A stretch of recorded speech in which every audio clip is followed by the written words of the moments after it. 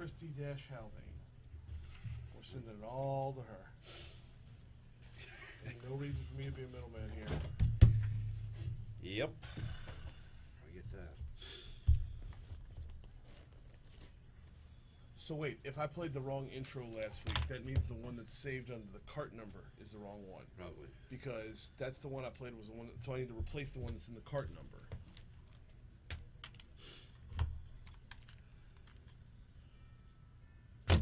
Yeah, alright, no worries. Oh, Merry Christmas. Get rid of this frayed. Thank you.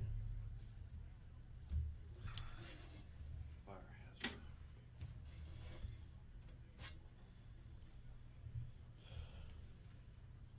So what's this gonna do to my phone, Haggai? Charge it. I don't know, Haggai. I find it all kind of curious, man. Everything's cool with my frayed fire hazard of a charger. Russia goes to war, and you've got something new for me? Okay. You double agent? Mm-hmm. CHRISTY? Yeah. Thank you. Underscore Haldane? I think it's dash Haldane. Okay.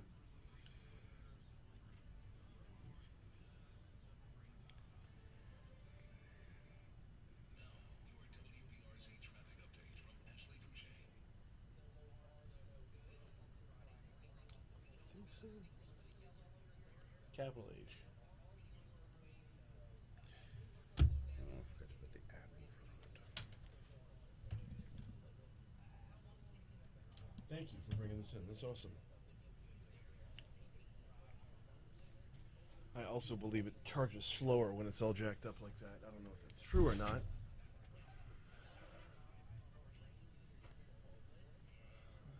Christy. 15.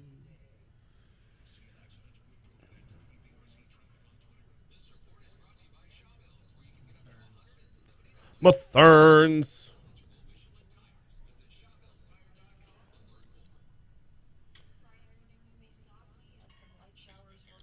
So would she appreciate it when I said what's as far as because Brian is awesome?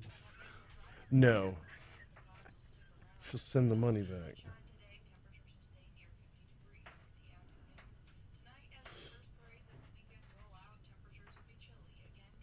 Roll out.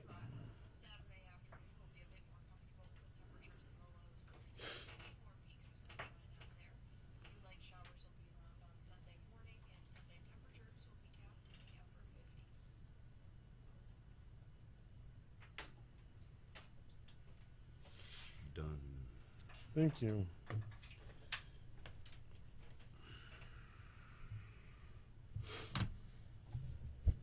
What was I starting with? Oh.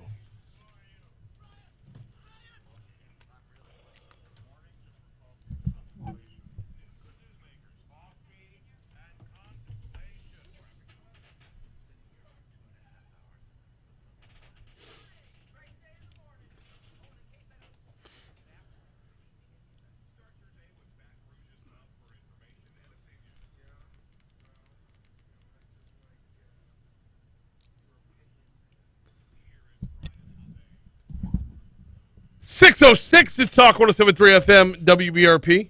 Brian here with you. Good morning. We call it Mornings with Brian Haldane. Jake producing. We're off and running on this Friday morning. Whew. All right. Got a lot of ground to cover today. First of all,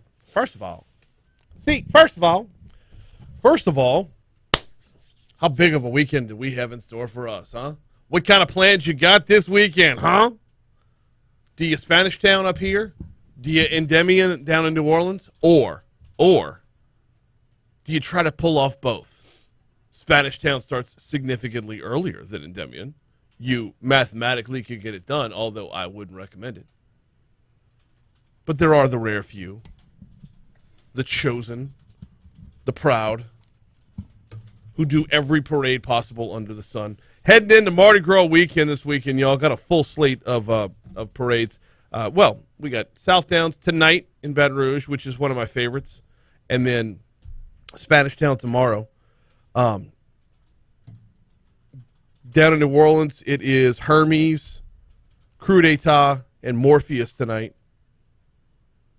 Iris, Tux, Namtok, and Demian tomorrow. Sunday, Mid-City, Toth, Bacchus, Proteus, and Orpheus on Monday. And then, of course, you know the schedule for Tuesday.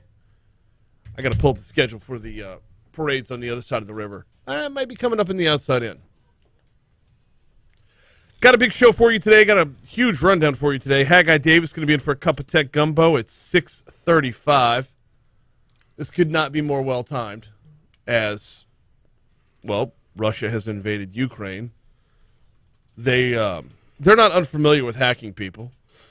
What's this going to mean for the rest of the world? Also, there's a couple of other tech topics we've got to cover. 3G's being phased out, if not already. What does that mean for us? Facebook's in trouble. I don't even know if that's a headline anymore. Of course they are. That's a weekly thing. We'll cover all that, or as much as we can, at 6:35.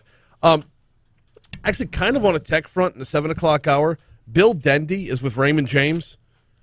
I'm going to talk cryptocurrency because growing in popularity, very volatile, but crypto's at a time where it looks like it's a good time to buy with everything taking a dip recently.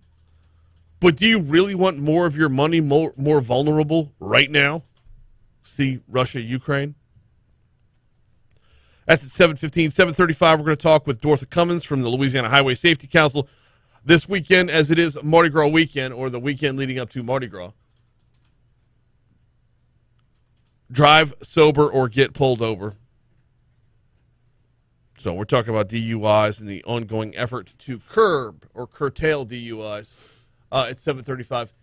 In the 8 o'clock hour, earlier in the week, we shared with you a story about how the East Baton Rouge Parish Metro Council shot down the idea of allocating an additional $80,000 in funds for Baton Rouge Police Department's legal fees. Now, the story, as was written by the Advocate, quickly turned it into a story about basically liking or not liking the chief of police, but having dug through a lot of the meeting and having dug through or talked to some folks that were in that meeting, that's not even close to how this was actually playing out. Aaron Moak, Metro Councilman Aaron Moak, is going to join us at 8:15 to talk about it. And then we'll round things out by talking about aliens. Yeah, why not, right? Heading into Spanish Town weekend, let's talk aliens. Why not? Avi Loeb is the author of a new book called, I say it's a new book. It's actually been out for a minute.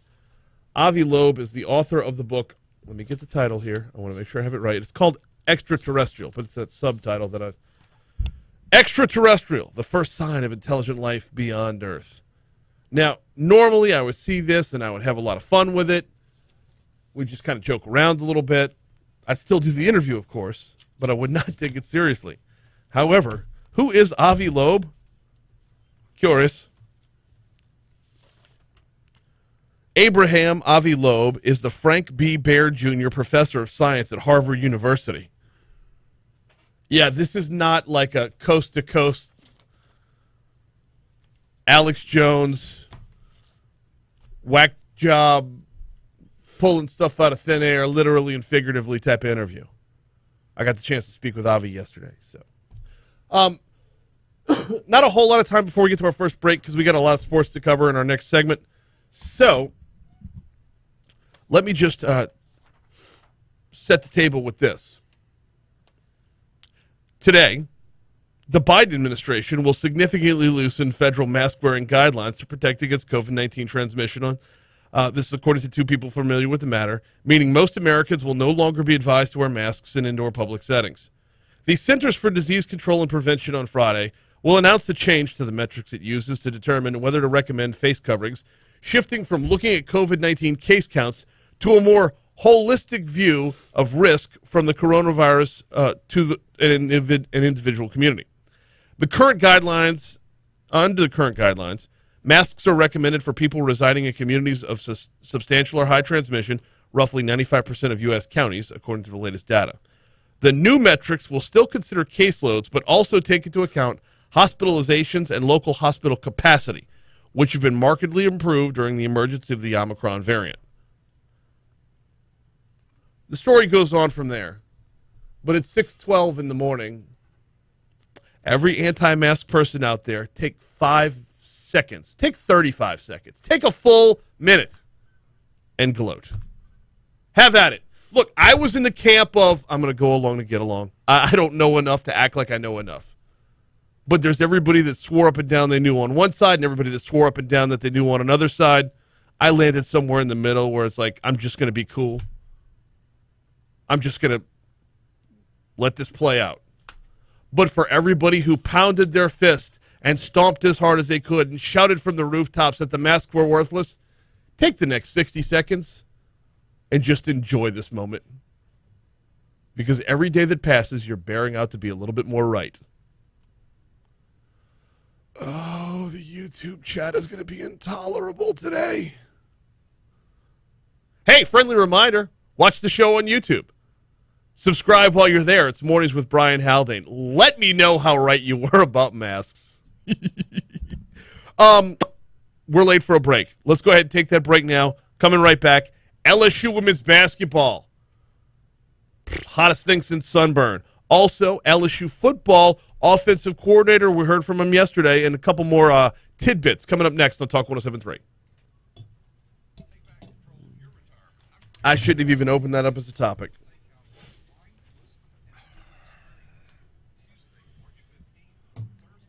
I'm going to have to circle back to this. So on your This Day in History, do you have it being Pluto Day?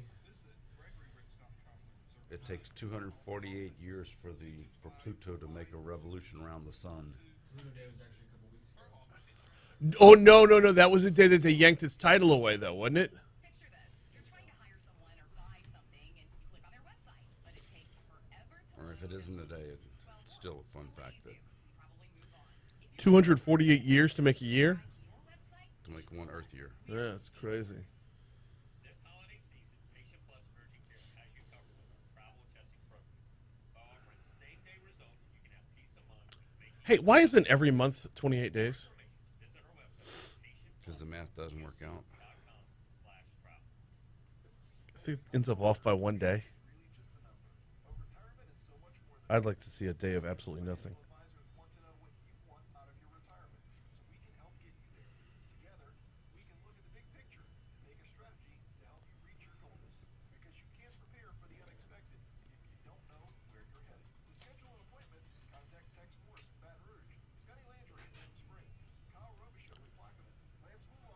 It doesn't work out for... It's 336 days. Go a 13-month calendar. Oh, a 13-month calendar. All right, 28 times 13, 364. So then you should have... Go ask the Romans. They come up.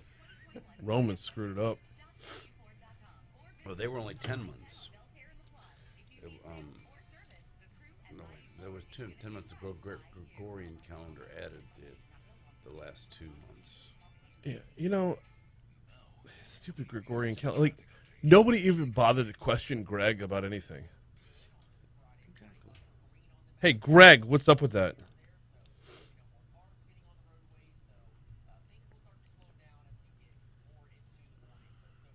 Yeah!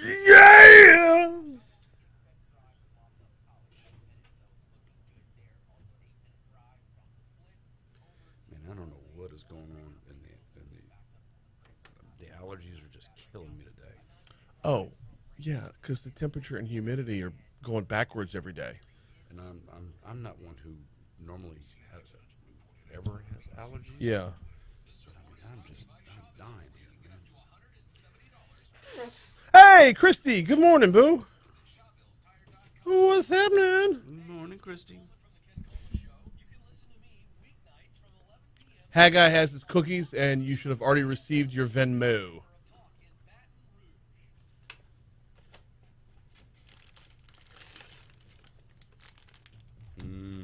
Breakfast.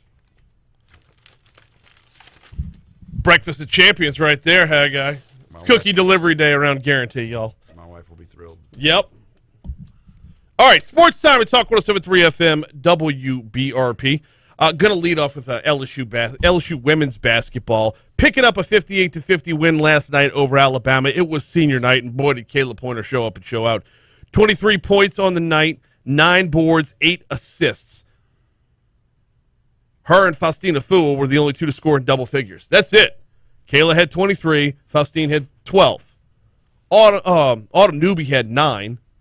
But when you're only scoring 58 as a team, that's really all you need. And when you're only giving up 50, that's really all you need.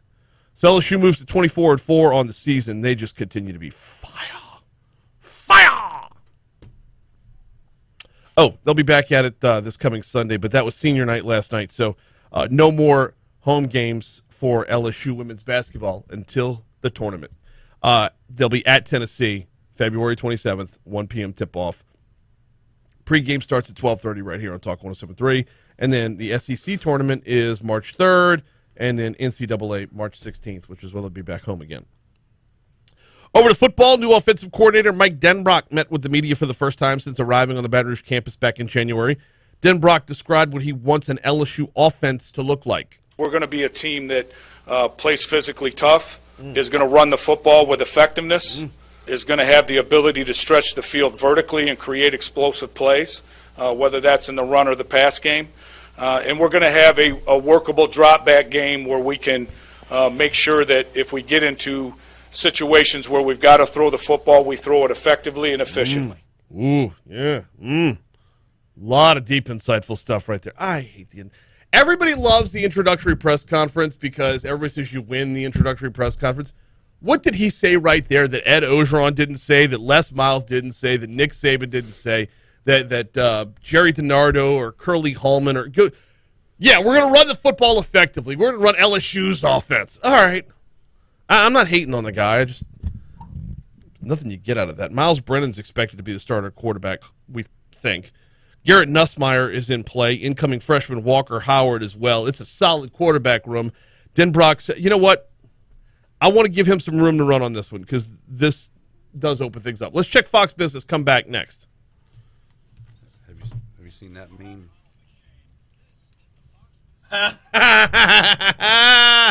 No, I have not. I saw that. I was like, oh, that's awesome. We're on the Ruskies. We got our shotguns here. Did you get that video I sent you? Okay. So I'm going to finish this up, do my Thurns, and then the Cassidy video. I'm not even going to, I didn't write it down, and thank God I didn't, because I'm not going to get to Art Briles at all. Oh, You want the whole video? How long is it? I'm just asking. Yes.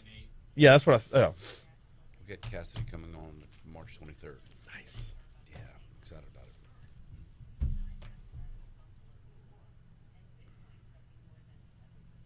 You want cut 20? Yes.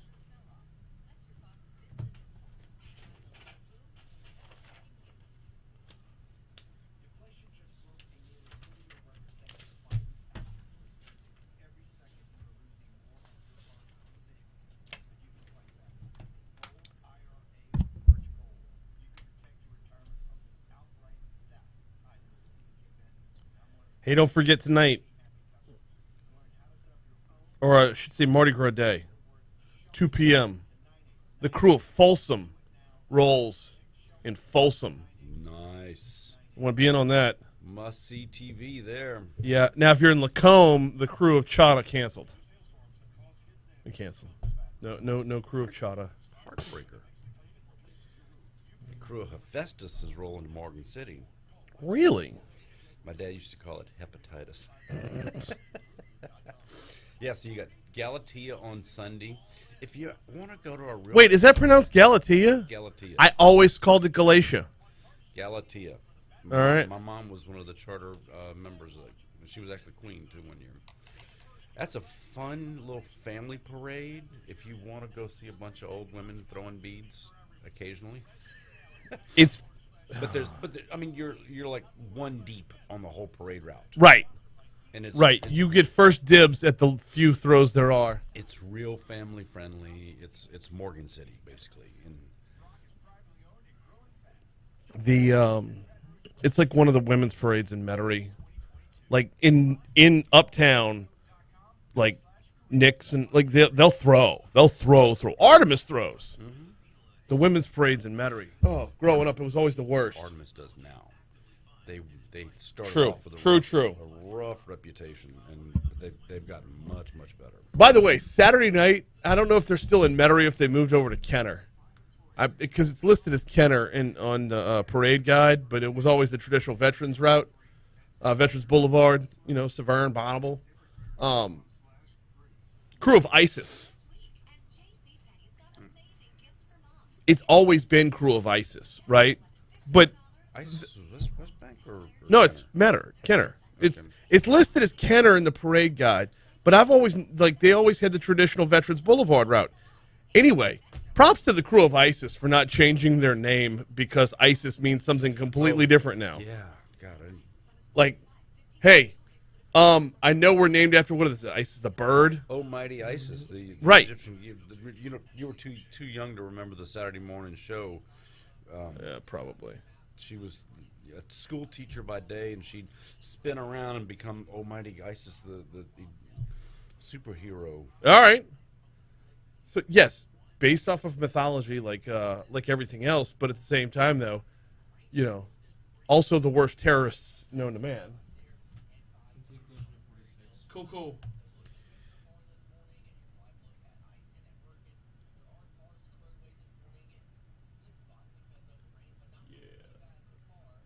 I still haven't done the third, so.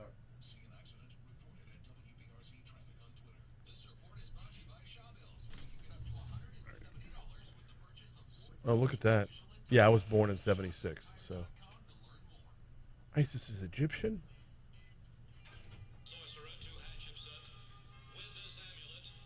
I gotta. 624 Talk 107.3 FM WBRP Mornings with Brian Haldane rolling right along. Diving back into the press conference from yesterday because LSU's offensive coordinator Mike Denbrock met with the media. Yes, he gave the whole we're going to run LSU's offense thing. What does that mean? It's a work in progress, that sort of thing. But also, spring practice this year, spring football is going to be very important in determining who's at quarterback. And this is a weird spot as an LSU fan, having this much talent at quarterback. I mean, it's a nice spot to be in, for sure. Here's Mike Denbrock talking about evaluating the quarterbacks. Give them opportunities within the spring to kind of show who really fits into what we're best at doing, and let that competition play its way out and make sure that the best guys out there giving us the best chance to win. Okay, but show what we're best at doing? Or you're in a position right now where you talk about an as-yet unnamed LSU offense. You don't know what that means just yet. So can't that adapt to what they're best at as well? Taking the best of the best, if you will. Anyway, it's going to be a fun time. Because there's just going to be so much new injected into the program. New blood, new life, new thoughts, new vision, all of it new. 626 Talk 107.3 FM WBRP. Oh, also, and we might have time to get into this later on in the show, like way later on in the show. But Grambling State has named Art Briles as their offensive coordinator. Yeah, that's the last sports footnote there, but just a very controversial move to say the least. I wouldn't be shocked if Louisiana Radio Network didn't have this at the bottom of the hour there when we go to news. Because, I mean, you're talking about Briles.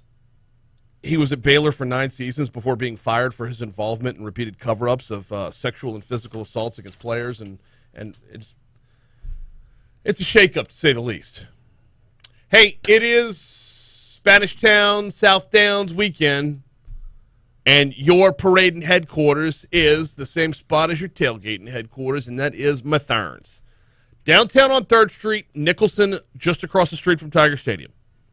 Stop by, grab your beer. Stop by, grab some food. Stop by, grab a king cake or 6. I mean, last weekend for king cakes, y'all. It's time to get in and stock up Load up. Make sure you're bringing a few by the office before Fat Tuesday. We'll worry about Lent when Lent gets here. In the meanwhile, and oh, by the way, they're also a full-service grocery store. So, downtown on 3rd, Nicholson Gateway Shopping Center. Make you stop by on the way out towards the parade route. Look, you don't have to drink just generic beer. They've got one of the best craft beer selections, if not the best, in Baton Rouge. It's Bethurne's Market. All right, Senator Bill Cassidy has sounded off. Congressman Garrett Graves has sounded off. Basically, all of Louisiana's delegation has sounded off on Russia invading Ukraine, Putin's invasion of Ukraine, and the sanctions that have followed. Tell you what, let's hear from Senator Cassidy. If you're watching on YouTube, we can watch Senator Cassidy. Putin's invasion of Ukraine has made us all stand with the Ukrainians. And if you're freedom-loving, you're asking what should we do in response? Well, in addition, we should not send troops. I don't think that's the right decision. But we should strengthen our U.S. forces in NATO countries that we've made commitments to. We should also do more than the sanctions that the president has laid out. What I propose is to do what happened during the Ronald Reagan administration. The Saudi Arabians flooded the world with cheap oil that destroyed the USSR's economy because they made their money selling oil. They could not support their war machine. The USSR fell apart. Now, substitute the United States for the Saudi Arabians. We can do that now. Developing North American resources in a safe, environmentally healthy way. Taking our natural gas, shipping it around the world, lowering prices for us, by the way, creating jobs in the United States of America, but denying the Russians the income they would otherwise receive. That will drive a stake in the heart of their economy. That will destroy their war machine. That is what we should be doing. We're stronger, they are weaker.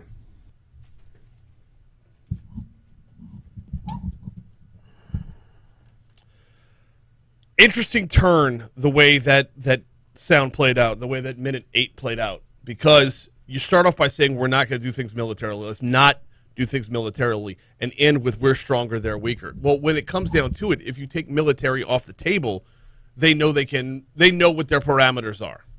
Meanwhile, Congressman Garrett Graves says, in 2022, we are witnessing cyber attacks, missiles, bombs, tanks, and fighter jets invade a sovereign European country with democratically elected leaders. This is why we must not abandon President Reagan's vision of peace through strength. What we are seeing in Ukraine is a world away from Thibodeau, but every Louisianan, every American will be affected by Vladimir Putin's unprovoked invasion. We'll see higher gasoline and energy costs in Thibodeau, Lafayette, Baton Rouge, and Monroe, and across our nation. European leaders backed by NATO must immediately impose crippling sanctions on Russia and any complicit country, and they must isolate and contain Putin with bright red lines. Those that love freedom must make clear that we will defend and protect it. Putin's egocentric, Hitler-like hallucinations of reassembling the Soviet Union are simply a bad trip. You heard the one common name between Senator Cassidy and Congressman Graves' statements? Reagan.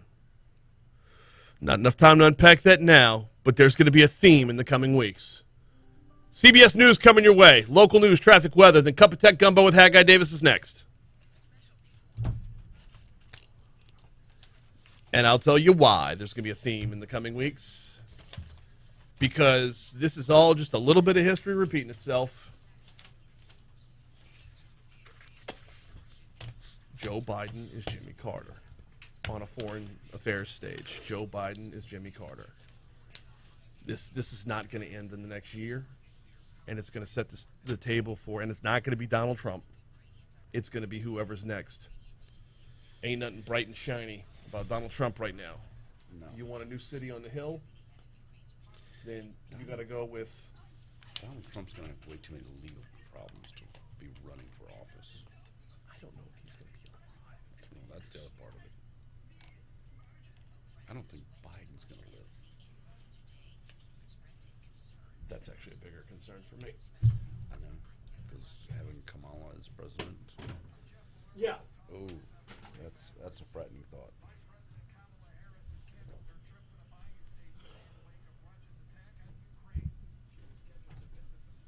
I don't understand that. Like, Russia invades Ukraine. The vice president, who has nothing to do with any of it, says, I can't go to friggin' Sunset, Louisiana. Is Sunset on a hit list that I don't know about? Like, She has to be there in the war room. to do what exactly? Advise the president. Because that's the Does that mean elbow him in the ribs to wake him up? You know, I mean, the fact that we have this global communication network that the White House uses, that literally she can be anywhere on Earth and talk to the president nonstop. Get that zoom room. I mean, The Ed Ogeron soundbite zoom room should never, ever, ever go away. Hey, he's got the story. Rumors have been circulating for the past few weeks. It was no less shocking when Grambling announced that disgraced former Baylor head coach Art Prowse will be joining the football staff as the team's offensive coordinator. Prowse coached Baylor for 9 seasons before being fired for his involvement in repeated cover-ups of allegations of at least 52 sexual and physical assaults against his players. HBCU sports analyst Reggie Flood says Grambling is courting scrutiny and scorn by bringing on Prowse. You mean host of the Jaguar Journal, Reggie Flood, found right on Talk 107.3 FM. Grambling has yet to offer. I'll tell you why Grambling made the hire. You need a splash hire that's going to challenge Deion Sanders on the field. Everything in the SWAC right now is about Jackson State.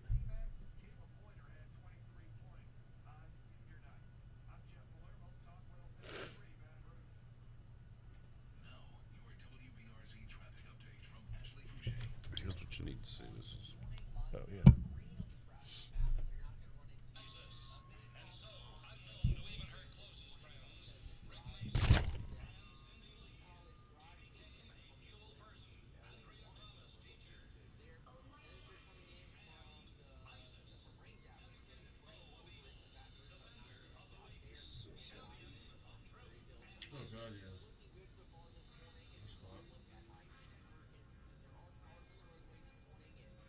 Wow.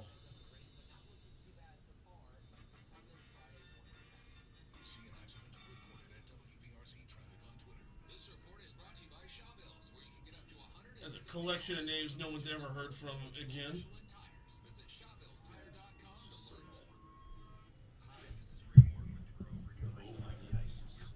Saturday morning TV because it came on right after Shazam. The hell was Shazam? Shazam wasn't. Shaq was Shazam. No.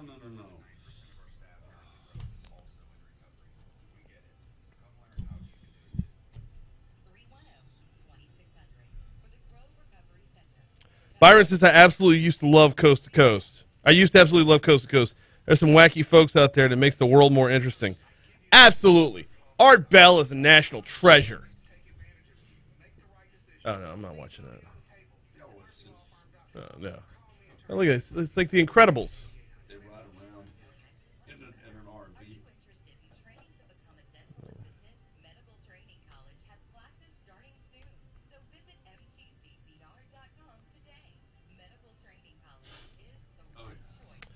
Troy says, wait. This creepy old dude and the young teenager ride around in Shazam. Yeah, that's not even.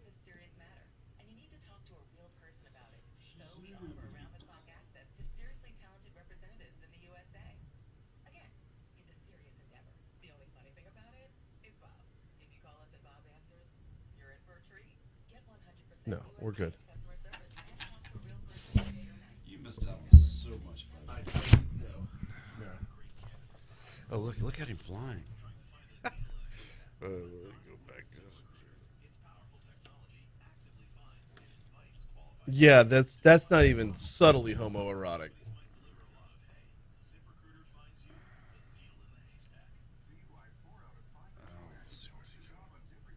They might as well wear togas. There you go. How's that for some flying? I mean, was chroma key even a thing then?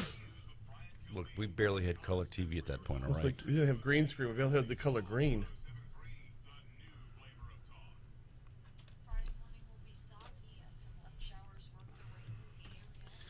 And if you haven't had a chance yet to go watch the Mark Zuckerberg video of this is what his metaverse looks like right now. This is really him.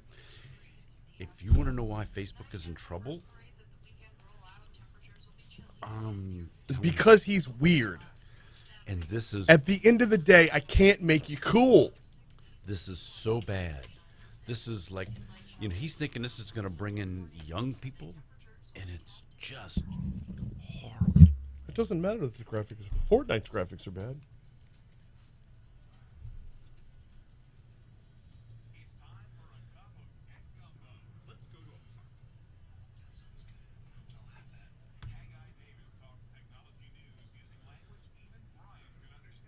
You just don't get it. I don't have your head for science, so I'm not going to be able to help much. For a full survey, check out Tech Gumbo, presented by Cardinal Capital. Saturday is That's not it. We got 30 years worth of files right here in this computer. We're going to break it down. I'm sorry, wrong password. Yeah, it's time for a cup of Tech Gumbo. Time to welcome in Haggai Davis. My apologies, Haggai. I don't. Somehow, a little bug got in the computer, and we've reverted back to the old intro. So, Tech Gumbo presented by General Informatics. Cardinal Capital and General Informatics. Yep. That's on me. It's all right. No, I'm not sweating. I just want to correct the record. That's all. Absolutely. You know what? I'll just go ahead and say we got hacked. How about that? See Yeah, how I put that on a T right there? Well, Hey, we got hacked. It's like you're a professional. You know New what you're phone, doing. who dis? Russians have already started this hybrid. Well, they've already started the real war too, but along with the bombs, there have been cyber attacks as well, according to Ukraine, and just general knowing, right? We've been saying for years that the next wars are not going to be fought with bombs and bullets. They're going to be fought with ones and zeros. In at least the first part of the wars, and it played out.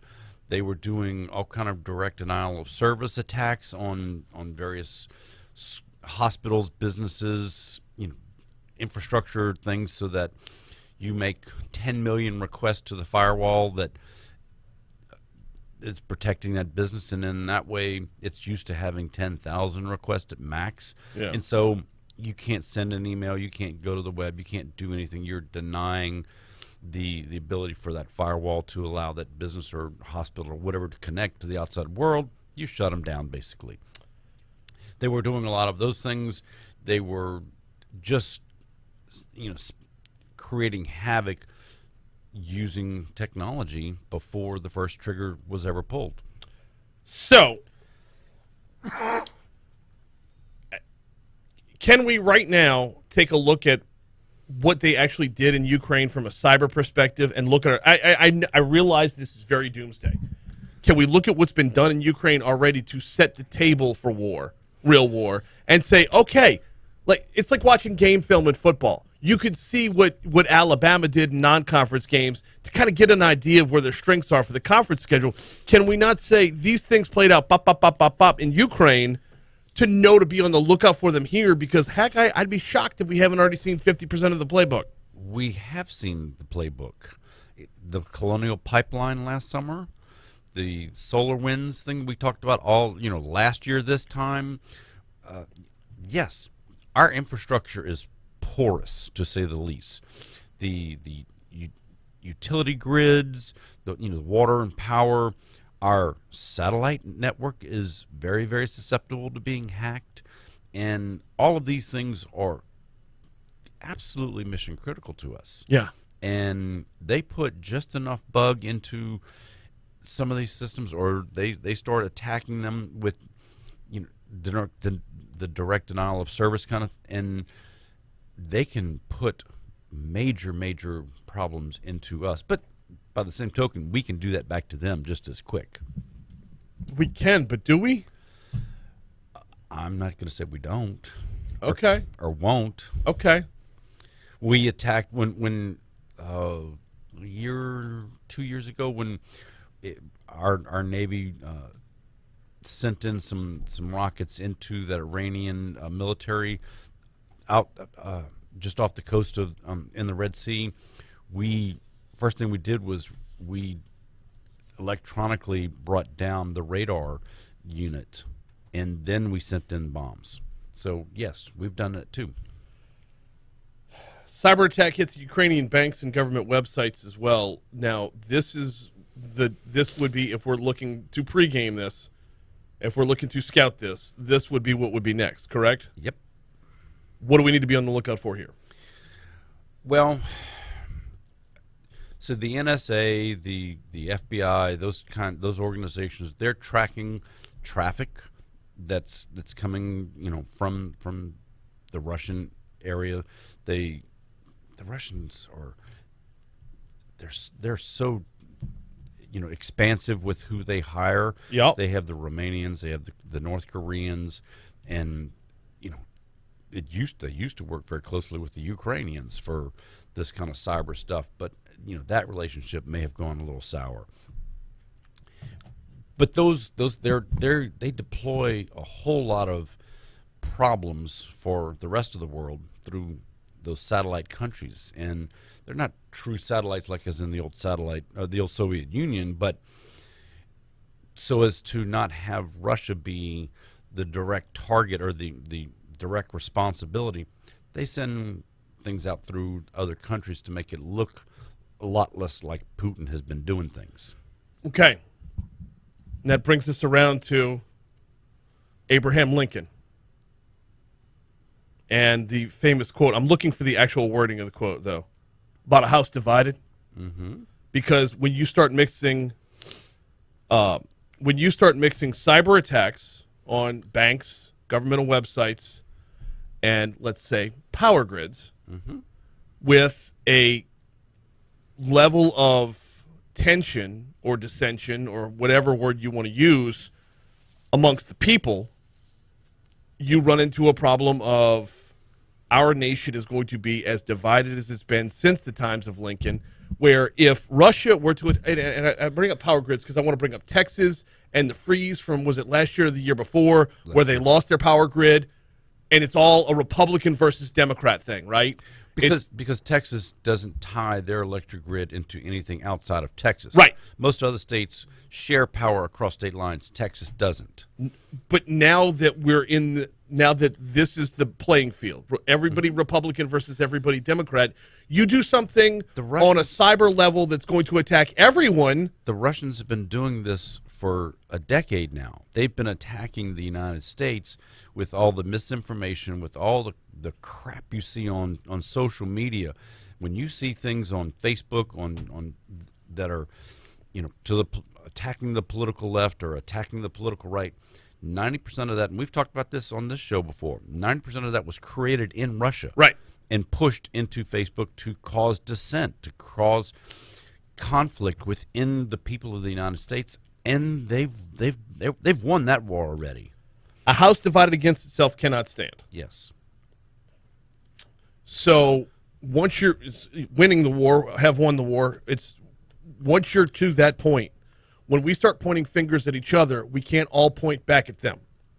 And I don't know how to get beyond that first part. It would take something on the level of another 9/11 before everybody pointed back. Okay, but that's where I'm going, Haggai. I don't think another 9/11 would do it.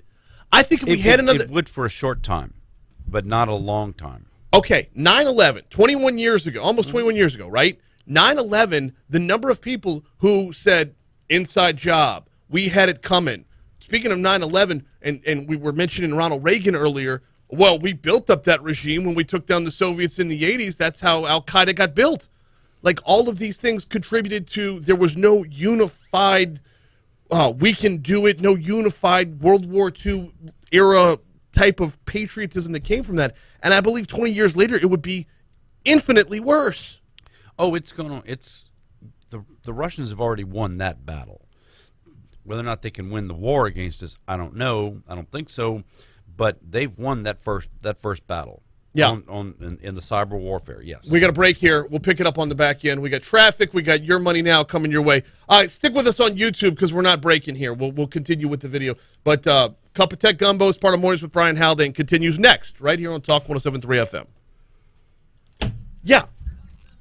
Jet fuel can't melt steel. Like, we were attacked on 9/11, and a large enough percentage of the country decided I'm going to be the a-hole, and then an even larger percentage of the country decided, wow, his video makes sense. And now we've got NBA basketball players who don't believe the Earth is round, Like, this is, like, we're at a point right now where, like, Vladimir Putin could literally take a dump on us.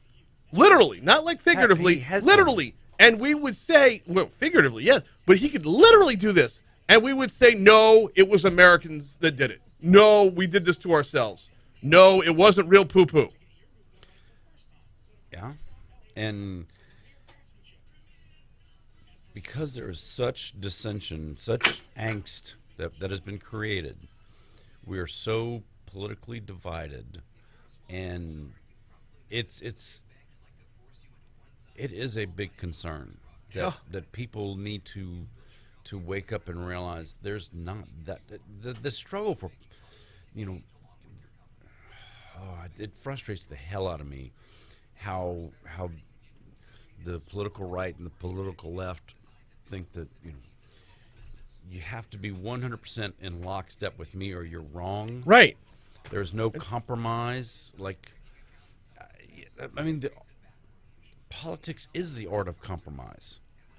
It's supposed to be. It's supposed to be. Now it's the art of division. Yeah, it's the art of, there's like an ongoing challenge to see if we can make each other hate each other over the most trivial shit known to man. Yeah, I mean, the 24-hour news networks don't help. And then the social media has made it worse because people believe everything they see on Facebook. Right.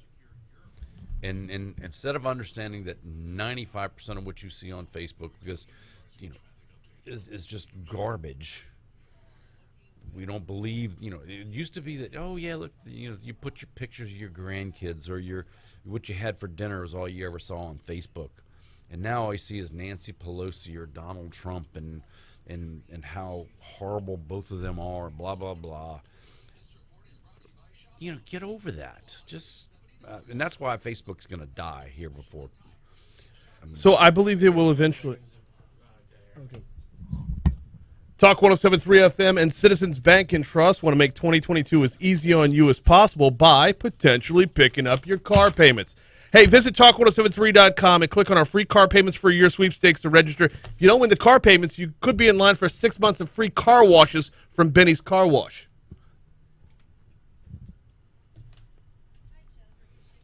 Got it done? Awesome.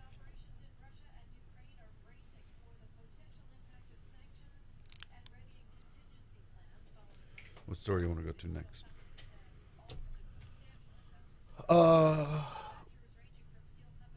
3G. What do I want to do, or what should we do responsibly?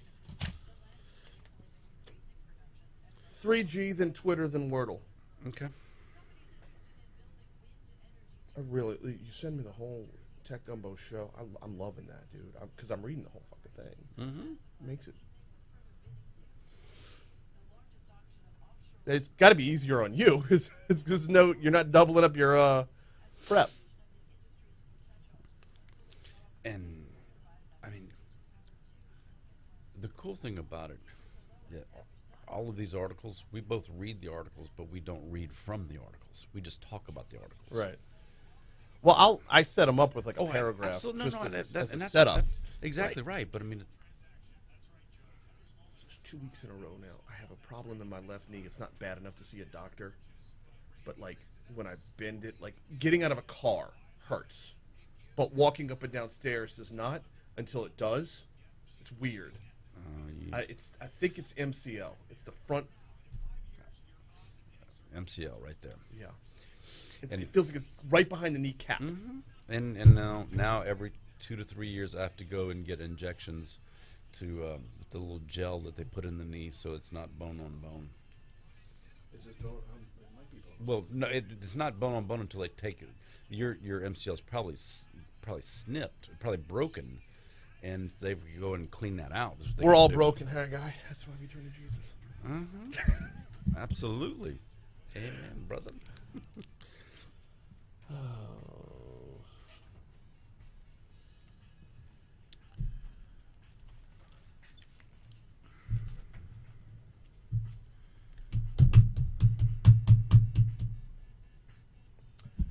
.652 Talk 107.3 FM WBRP. It's Cup of Tech Gumbo as part of Mornings with Brian Haldane. He's Haggai Davis. Joins me every Friday morning to, break down whatever the hot tech topics are. And it covers so much ground. And we've got way too much ground to cover. But I got a guest coming up next hour to talk about crypto. Mm-hmm. Hey, I'm very intrigued by crypto. I want to get in. Now feels like the time to get in. They all don't you get? I'm not done with the setup. Everything took a dip, and now it's starting to gain again. But Russia's at war, and we just spent an entire segment talking about hacks. Now can't be the time to put your money in something that's blockchain based and volatile. Exactly. Okay. All right. Non-fungible tokens, NFTs. No. Don't even get me started on that. Run from that. It's digital memorabilia. Yay, ones and zeros. No. Crypto I'm interested in. NFTs, I can't even cross that bridge. No. I can't even look at that bridge. I will punch the troll in the face that says, yeah, cross my bridge. No, I can't do it. All right, we got at least 3 more topics we got to cover. Right. I'm obsessed with Wordle, but we'll get to that later. Twitter is about to untwitter itself and just ruin itself. Oh, it's going to die if they do that. Speaking of dying, nice segue. Yes. 3G networks are shutting down. Does this affect any of us? Absolutely it does. Oh? So the question of the week, somebody went to techgumbo.net and sent us a question. They said, my alarm company says they have to change the cellular modem because the cell towers are changing. They wanted to know if that was true. And in fact, it is true. A lot of the alarm companies had cellular modems that could connect if in case your telephone lines or if your internet was how they communicated should your phone service go down. Well, a lot of the cellular modems were 3G cellular. And AT&T has already taken their 3G cell sites down. T-Mobile's taking their 3G down to the end of March. Verizon's going to go through the end of the year with their 3G, but it's all coming down. And so if you have a 3G modem, if you have an iPad or a Kindle or something like that with the 3G cellular connection and you try to download books, you better hope it has Wi-Fi too, because 3G is going away. So we all have to upgrade our hardware. Yes, if you're dependent upon communicating through the cellular network and you still have a 3G device. Let me re-ask the question in a way that even I can understand the answer. Okay. How old of a phone or tablet do I have to have in order for this to matter? 3G's been around since about 2005, 6, something like that, and 4G started coming around in 2011 and 12, but they were still making 3G devices as much as 5 years ago. Because if you needed something to connect just slowly in the background like a cellular modem on an alarm system, it was cheap, inexpensive, and they could do that. So it's a tough question to answer because there's not an exact number or time or date frame, but it's going to affect a lot more people than think. If you haven't upgraded in a decade, it's time to upgrade. Is that about right? If we're talking smartphones, then yes. If you have what else the matters? iPhone 3, then yes, you're in trouble. That security system thing is intriguing. If you have the old flip phone, yes. If you're Karl Malone, if you're Motorola, exactly. But the cellular companies, I mean the alarm companies are going around all across the country changing out those devices that communicate back in case your home phone line or your internet goes down and you need that system needs to be able to call back and say, hey, we've got trouble here. They use the cellular networks, and in a large percentage of these devices were 3G cellular. Twitter used to be 140 characters. It was social media for the ADD. It was ADHD, whatever. It was get your point across, get in, get out, push your headline, and that's it. They doubled the number of characters, and now Twitter is reportedly developing a long-form articles feature. Why do they insist on trying to be something they're not? They don't want you to leave their platform. They want you. This is the comped breakfast. And well, they're concerned that when you see that that headline, and here's a link. You click on a link to the Wall Street Journal or to the Advocate or wherever you go to that link. And I'm not trying to compare the Wall Street Journal to the Advocate, but if you click on that link, you've now left Twitter's platform, and you're not still eyeballs on Twitter. And Twitter wants you to so they're thinking, okay, if Brian Haldane writes a 5,000-word article and he posted on Talk 107's website, we'll have the whole article for Brian to, so you never leave Twitter. You can read the whole. The problem is now I've got to scroll past this 5,000-word article on And Twitter. that's what's going to make them obsolete. And I'm not. I'm just done with it. Twitter. I love Twitter. I spend so much time reading through Twitter because I can just 15 seconds see what I need and I'm out. And that's why everyone loves those that love Twitter. That's why we love Twitter. It's quick hits. Yes. It is Twitter. It is anyway. Is there a way to Reddit this instead of having it in your normal Twitter feed? You go to a different part of Twitter, a sub Twitter, if you will. Probably that's what they're hoping that it's. Because they're talking about this being part of the paid service, the Twitter Blue, that additional service that they're talking. And I just think this is a bad idea on so many levels. Just Twitter is supposed to be short. Get in, get out. Just move. Move. Quick hitter Twitter. That's what it's supposed to be. Absolutely. All right, we don't have enough. We're going to continue the conversation during our news break because we only got a minute left on air. But Wordle, which I'm addicted to now. Love Wordle. But they're watching us. We'll dive into that when we hit CBS News on the air. So if you're watching us on YouTube and want to know more about Wordle, that's where we're at. In the meanwhile, what's coming up on Tech Gumbo this week? Women's softball. What? We're going to be preempted.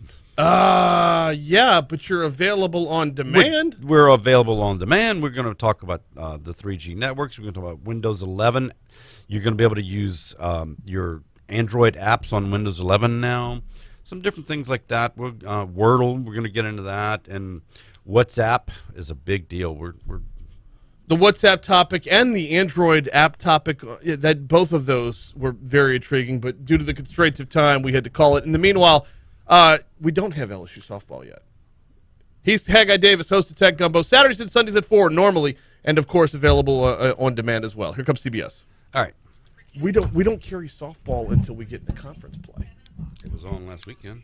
Basketball was on last weekend. Oh, is it basketball? Oh, okay. Because does the okay. Because I was looking at the schedule, the women's.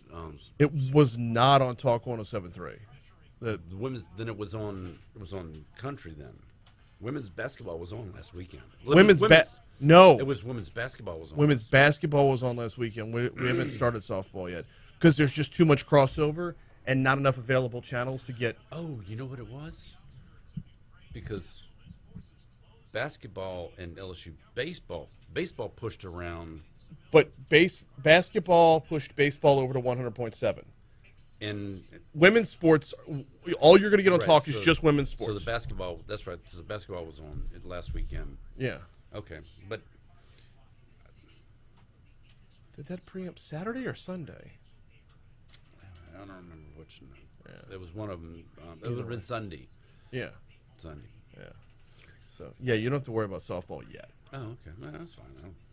The all right, Wordle. First of all, have you done today's yet? Yes, it's tough. It is tough. Yeah. So I start with the same word every single day because I know I'm going to get a few letters, and today I got no letters. The word I start with every day, Stoke. I'm eliminating 2 vowels, and you got an S and a T, which from a Wheel of Fortune perspective is smart. I usually start with ample. Oh. Anyway, I'm 4 guesses in, and I've only got 2 letters, and there's only 2 guesses what left. Letters do you have? Mm-hmm. There's a lot of duplications in this one.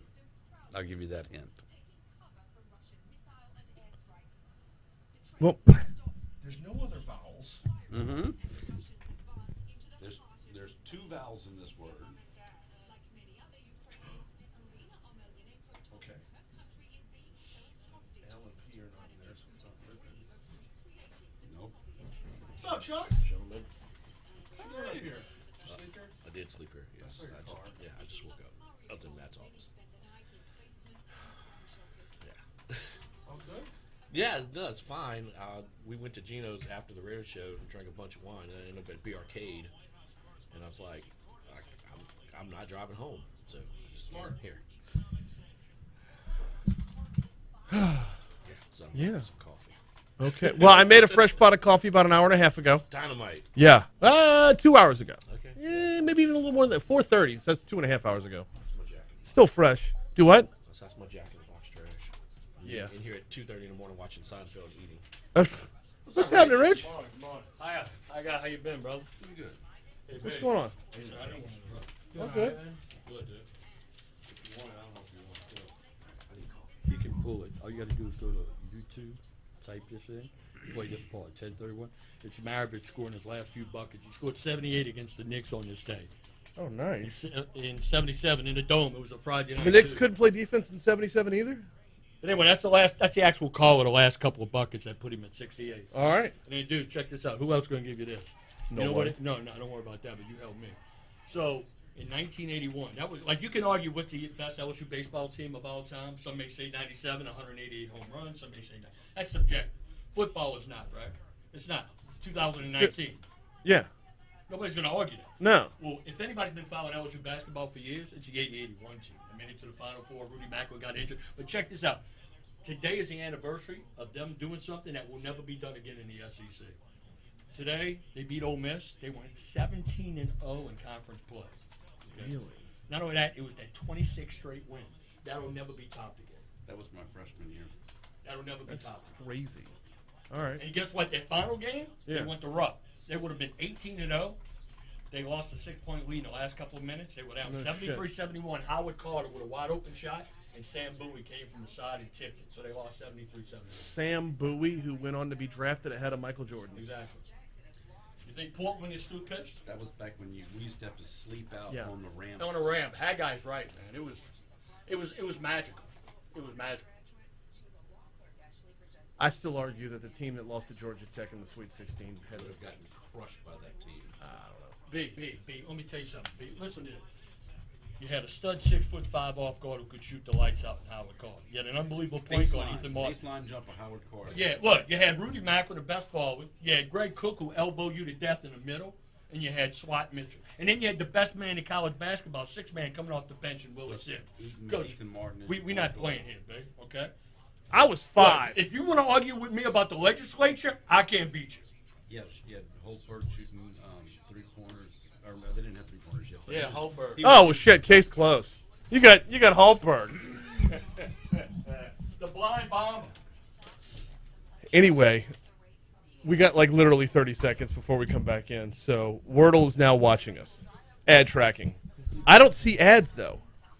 Do they follow me just by go? Because I They visited. want to know where you're clicking into and out of because they can sell that profile. They follow where you're. I where you're Google going. it, and I pull up the New York Times website. Yeah, but where's the site you go to after that? That's information. Oh, I just close it. All right. Well, you. Oh, the next time I open Google, where am I going next? Oh, okay. All right. double click. Yep. Yeah, trackers. Loves you. What? Way too much shit over here.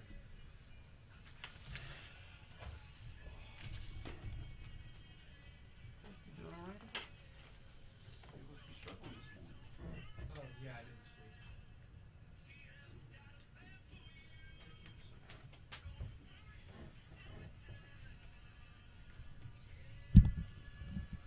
.706 Talk 107.3 FM WBRP. Thanks again to Haggai Davis for popping in for a cup of tech gumbo. Another fantastic segment. No, we did not cover as much of Wordle as I expected to during the break. Instead, we got a history lesson on LSU basketball from Richard Condon. Just one of the many surprises you get if you're watching us on YouTube, which you totally should be watching us on YouTube. Now, I understand. Mornings are busy. Everybody's got their routines and whatnot, but it's a fun time. So when you get to the office, you can reopen it and watch us then. Hour 2 of Mornings with Brian Haldane coming your way right now. Brian here with you, Jake producing. We're talking with Bill Dendy in our next segment. Bill's with Raymond James, so he knows a thing or two about investments. But we're going to talk cryptocurrency. If you remove the global situation from the equation, it looks like a good time to get into crypto. But you cannot ignore what's going on in Ukraine and who is at fault and what their MO is and who might be next. I want to talk about protecting your investments, protecting your investments, but what kind of warnings should be out there right now when it comes to investing in cryptocurrency? You heard in our Your Money Now, Bitcoin's up. Bitcoin is up. So, is now the time, or should we be staying away? That's coming up in our next segment. We're also talking with Dortha Cummins from the Louisiana Highway Safety Council. It is the big weekend for Mardi Gras. Mardi Gras Day, of course, Tuesday. Then you got Lundi Gras before that, which means heading into this weekend, a slew of parades, which means a slew of drinking. Be real. Drive sober, get pulled over. The big push is this weekend. We're talking about it. That's later on in this hour. We got top stories and trending coming your way in just a minute. But do need to remind you about the folks over at Complete Collision Center. They've got 2 locations. You know where to find them in real life. Plank Road in Zachary, 19511 Plank Road in Zachary to be exact, or 9848 Perkins Road in Baton Rouge. I don't know why I give you the street address, because if you need them, you're probably going to be towed in there, right? Or they can give you directions by calling them at 768-9898, 768-9898. They got a lifetime warranty on all the repairs. They are certified by a dozen major car manufacturers. They have the iCar Gold Class certification. What does that mean? Well, visit CompleteCollision.com to learn more. Basically, it puts them in the top 15% of body shops nationwide. They're on an advanced level when it comes to finding hidden damage and making sure your family is back on the road safely. CompleteCollision.com. Don't let who you choose to repair your vehicle be your second accident. Check out CompleteCollision.com. Time for top stories and trending. Let's get it.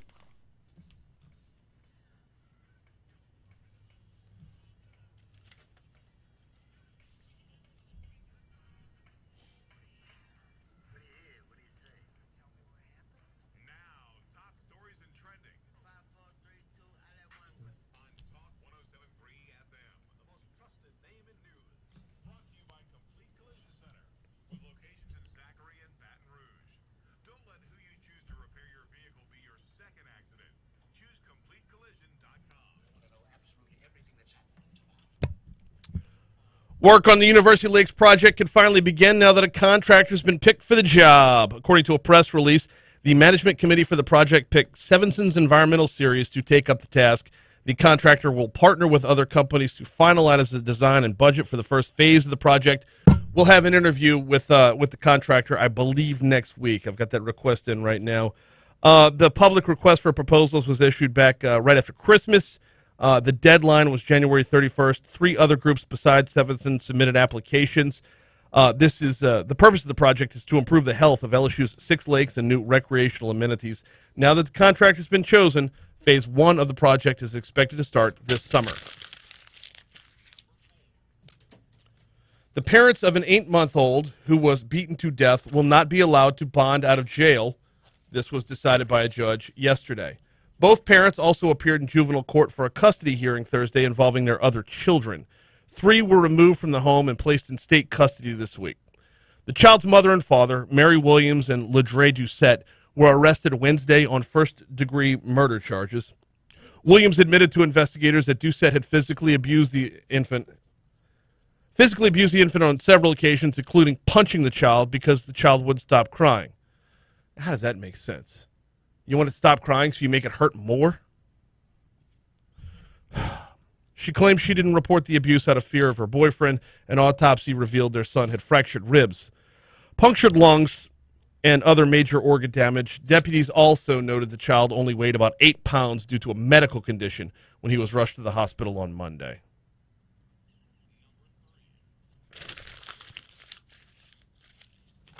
COVID continues to wane in Louisiana, and now there is a definite blip on the radar. 5 parishes are no longer in the red when it comes to risk of spread of COVID.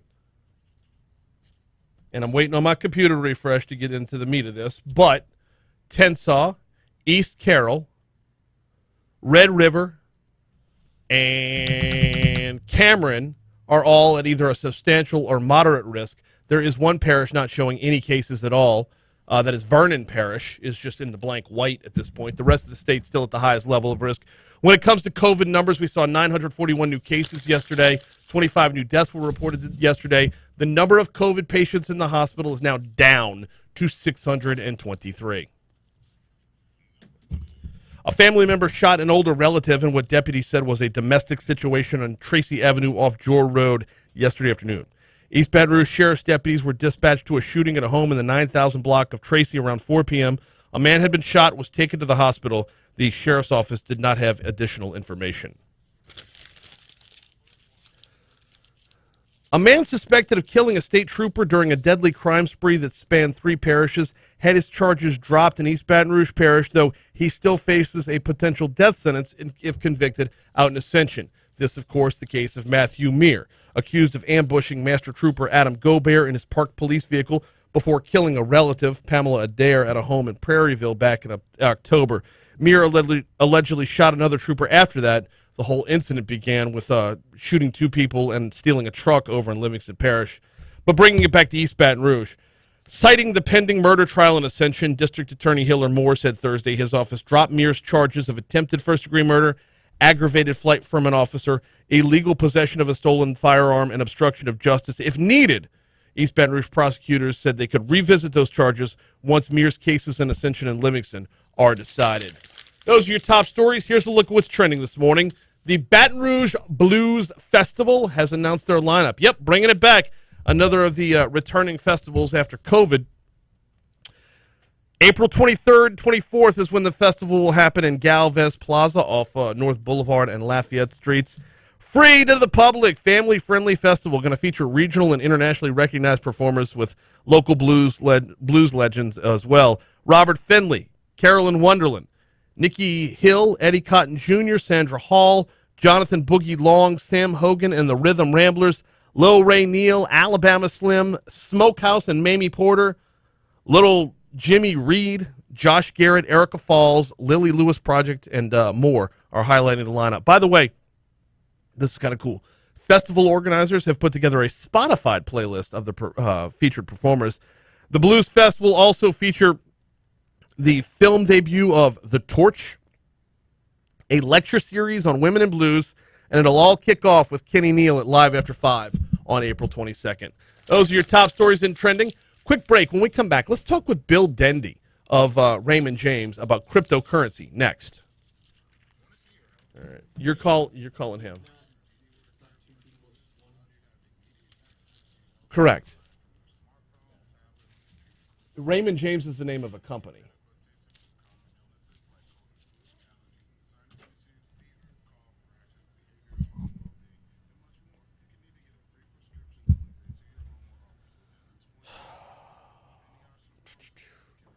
I am stumped on this Wordle. I got nothing.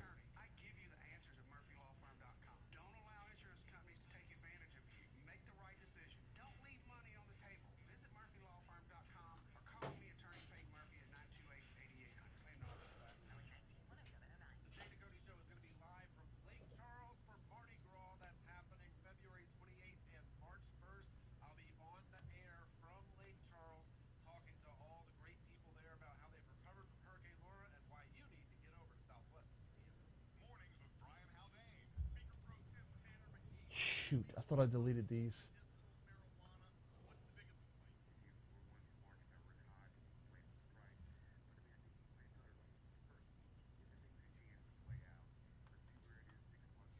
Hi, Bills. It's Talk 107.3. How are you this morning? I'm doing well, thank you. We're going to be live in about a minute or two. You ready for us? 6 to 9 a.m. on Talk 107.3. I'm sorry? The new flavor of talk in Baton Rouge. Hey, it's Haldane. Have you heard the new podcast? Cryptocurrency. We're calling it Cool Story, bro. Why? Because there's a ton of cool stories to be told right now. I'm going to put you on hold and then we'll get you on Transpire here, okay? over the course of a lifetime, over the course of a career, or catching lightning in a bottle, that moment of greatness. Greatness happens all around us. If we want to learn from it, if we want to replicate it, we just have to tell the story. I'm out of ideas.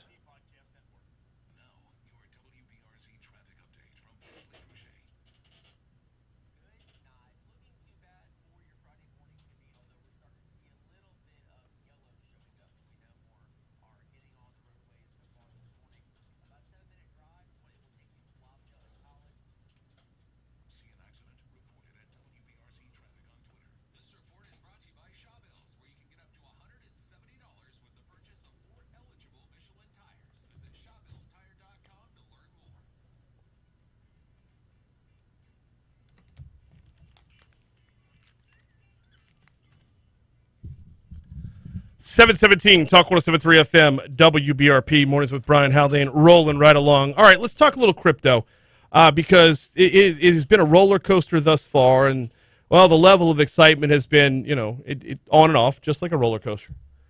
Joining us now is Bill Dendy. He's with Raymond James and knows a little thing or two about investing. Bill, good morning. Welcome to Talk 107.3. How are you?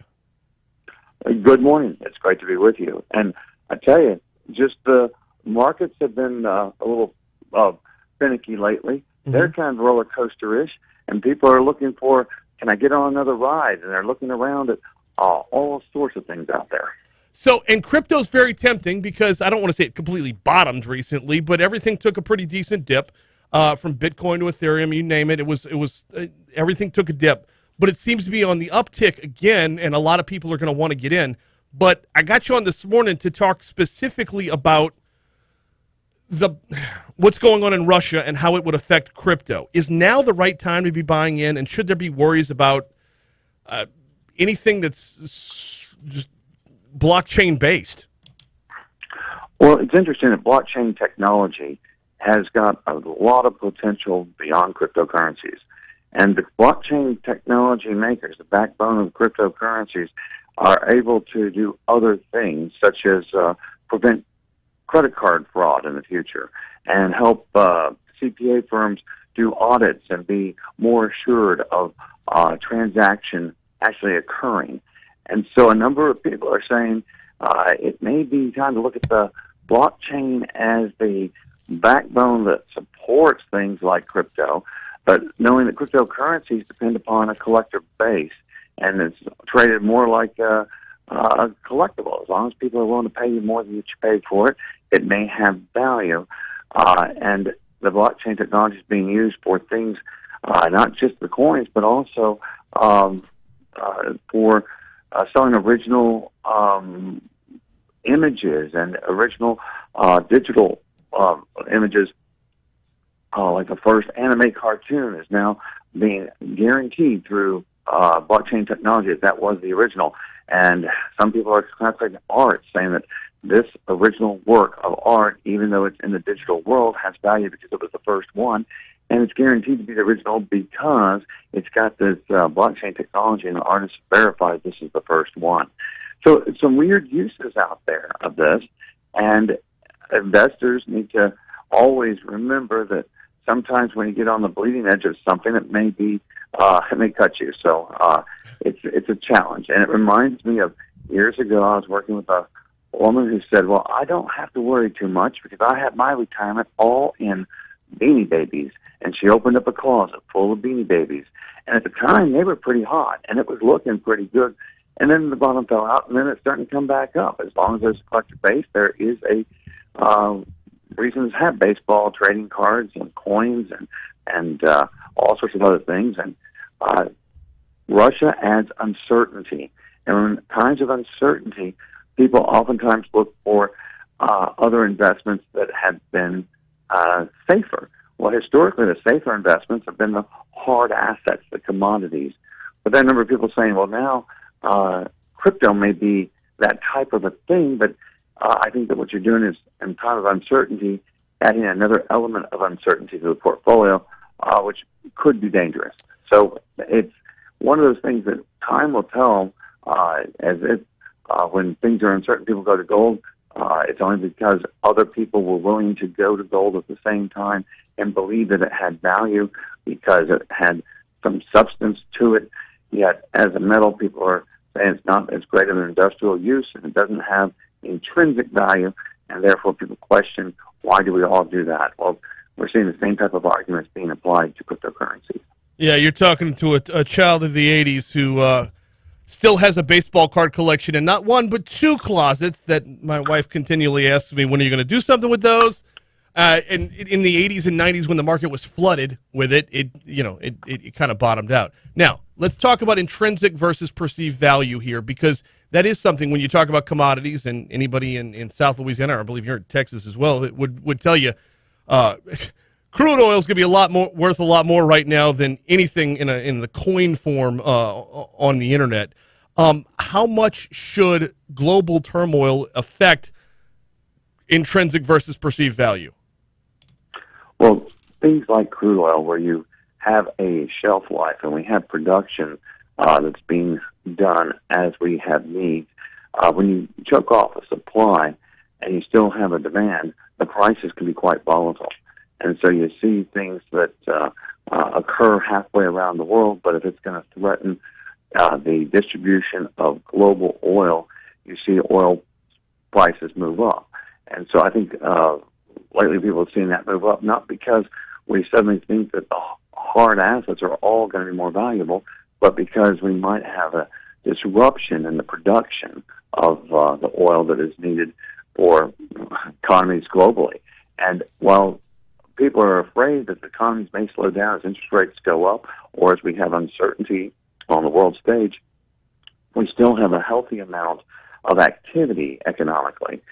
And so the markets have been rather robust throughout the COVID period and throughout even the threat of the Fed raising interest rates. We're finally starting to see some nervousness because Russia moving into the Ukraine has so many potential consequences, from being a small event to a show of force that returns to a major historical event. So the market is responding the way it typically does, and as people are moving away from risky assets, they want something more secure, they're going to cash. And some of the people going to cash are also going to things that they believe may be good investments if this progresses and we have a lack of supply chain. And you're seeing some investors become winners in a time of chaos. And times of chaos, whether it be economic or political, provide opportunities for some aspects of the market. And right now, people think that oil and gas has been that place that's benefited, because we're fearful that we're going to have some disruption of the supply chain, and oil and gas companies are going to be in need of ramping up production, and their profits should go up correspondingly. Talking with Bill Dendy of Raymond James about cryptocurrency and, well, kind of how the global headlines are may or may not affect it. Do you give some general guidelines on investing in crypto before folks dive in? In general, it would be the type of thing that, as you said, the technology that supports it has got a number of possible applications that have not yet been developed, and those support companies are traditionally technology companies that are easy to support, that have cash flow and have the things that people are looking for traditional investment. So investing in the backbone companies, that is quite normal for a lot of portfolios, because it's just increasing the technology side of a portfolio. Beyond that, investing in these individual things that would be kind of like your baseball trading cards that were popular at one time, got unpopular, got popular again during the first Gulf War, and now it depends. And we're seeing the collector base at different levels being comfortable. But this idea that you have a verifiable, anonymous coin that you can move from person to person, transaction to transaction, you can verify that the existence of that currency, and they say it cannot be counterfeited and you cannot be robbed from. You can lose your own password, but it's a very secured type of transaction. It has a lot of appeal in a world that has so much fraud. Yet, I know that a lot of folks out there are saying, well, they say it can't be cracked and it can't be changed, but there's somewhere in some other country a lab that's dedicated, once we get all dependent upon it, to cracking it or changing it. And that is one of the concerns that some folks have of this technology is amazing. It is all public, and yet you can maintain the anonymity of the owner. But is it foolproof? Thus far, we believe it is. And so it does have some value. And that value is given by those who are willing to trade in it, just like your baseball trading cards. I believe it or not, that's reassuring. I mean, that's because really everything digital is just as subject to hacking as crypto. It's just crypto with no real life end of it, with no IRL. You can't like walk down and walk down to the bank and walk out with Bitcoins, cashing in tickets at a Chuck E. Cheese or something. It like the answer you just spelled out is very reassuring. Bill, I got one more for you before I get you out of here, and I wasn't intending on diving down this rabbit hole, but a lot of your answers so far have kind of blurred the waters between cryptocurrency and NFTs. Are we about to see this be basically one overall interchangeable market? Well, it's interesting. The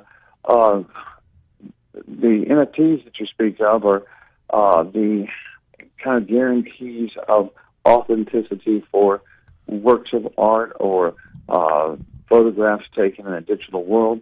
But I'm seeing those also be applied to the physical world. Quick example for people who haven't worked with these before. If you had an antique something or another that you took to the Antique Roadshow and they said, oh my gosh, this is a real deal. This thing was manufactured at this time. There are only a few of them left in the whole world, and it's got a value of X. Well, generally you get a piece of paper that says, according to so-and-so, the Antique Roadshow, this is the real deal. It was manufactured in this date by this person, and it's got this value. The digital version of that is the NFT that you would attach to that work, like that certificate. But the nice thing about the NFT is every time it changes hands, the chip is updated so you know a chain of custody. So once you have it authenticated, provided the two stay together, you've got this ongoing guarantee. And it will also allow for the maker of a work of art to be paid every time the artwork is sold, kind of like royalties on music. What? So if it changes hands, you can get paid again. So that if you sold something for $1,000, later they resell for $50,000 as an artist or your trust, that you're able to get paid again. Now, we don't have the systems in place to enforce those contracts just yet, but that is the future use of these NFTs that I think is really cool in the real world. It's not just all digital. Every day that goes by that I have friends that invest in expensive bourbon, they make more and more sense to me, I swear. He is Bill Dendy with Raymond James. I appreciate a couple minutes this morning. Thank you so much. God bless you. You too. Royalties? Oh, God, I don't understand the world. All right. Drive sober or get pulled over. It is the last weekend before Mardi Gras Day. We're talking about it next. That was fascinating. I understood about 3/4 of it. I have to run upstairs and print something else. I'll be right back, y'all.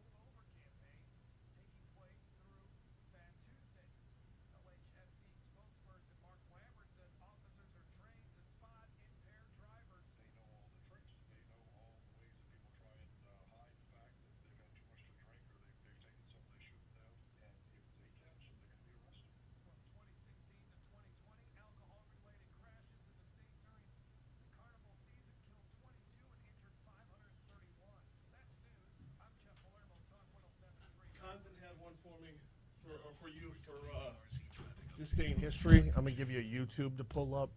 Maravich scoring 68. Pull the audio. Hell, you can put the video up if it's the actual call from the game.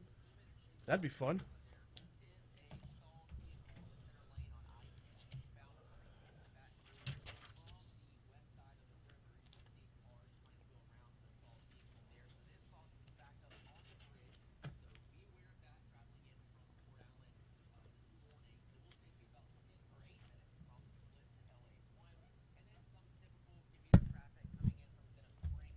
Hey, last guest. Did y'all like him or not? He's not a part of my normal rotation. I was looking for somebody to talk crypto. I'm hell-bent on finding myself a crypto expert. Plain and simple. So, kind of shopping right now. He's not local, so that's one strike against him for sure. I thought he was really I thought he was very informative. Blurring the lines between crypto and NFT really blew my mind because shit just makes sense like that. Having faith in blockchain kind of shocked me as well.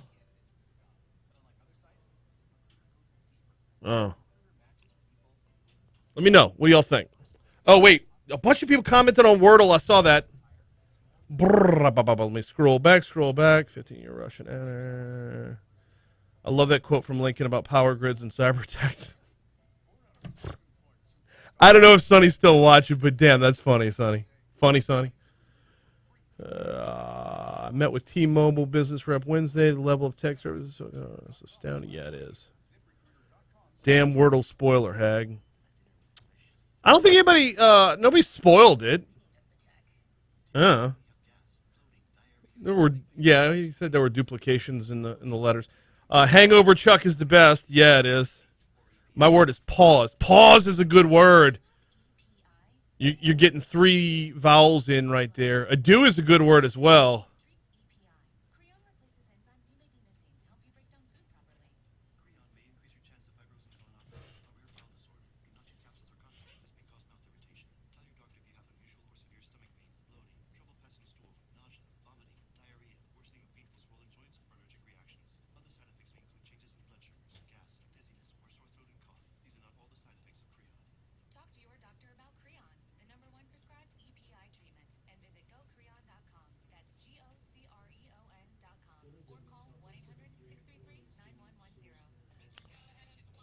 It used to be worse.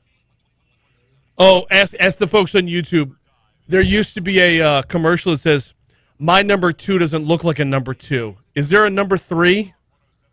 It was effing disgusting. It used to run during Clarence's show at lunchtime every day, and people were like, Clarence used to do lives from Mooyah as well, previous ownership of Mooyah.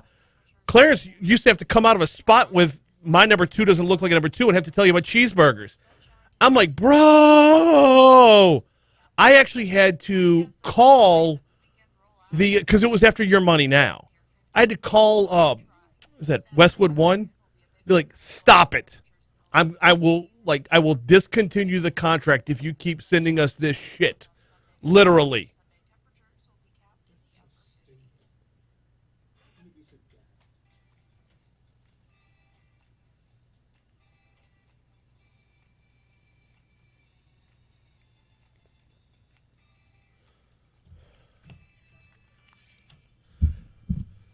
.738.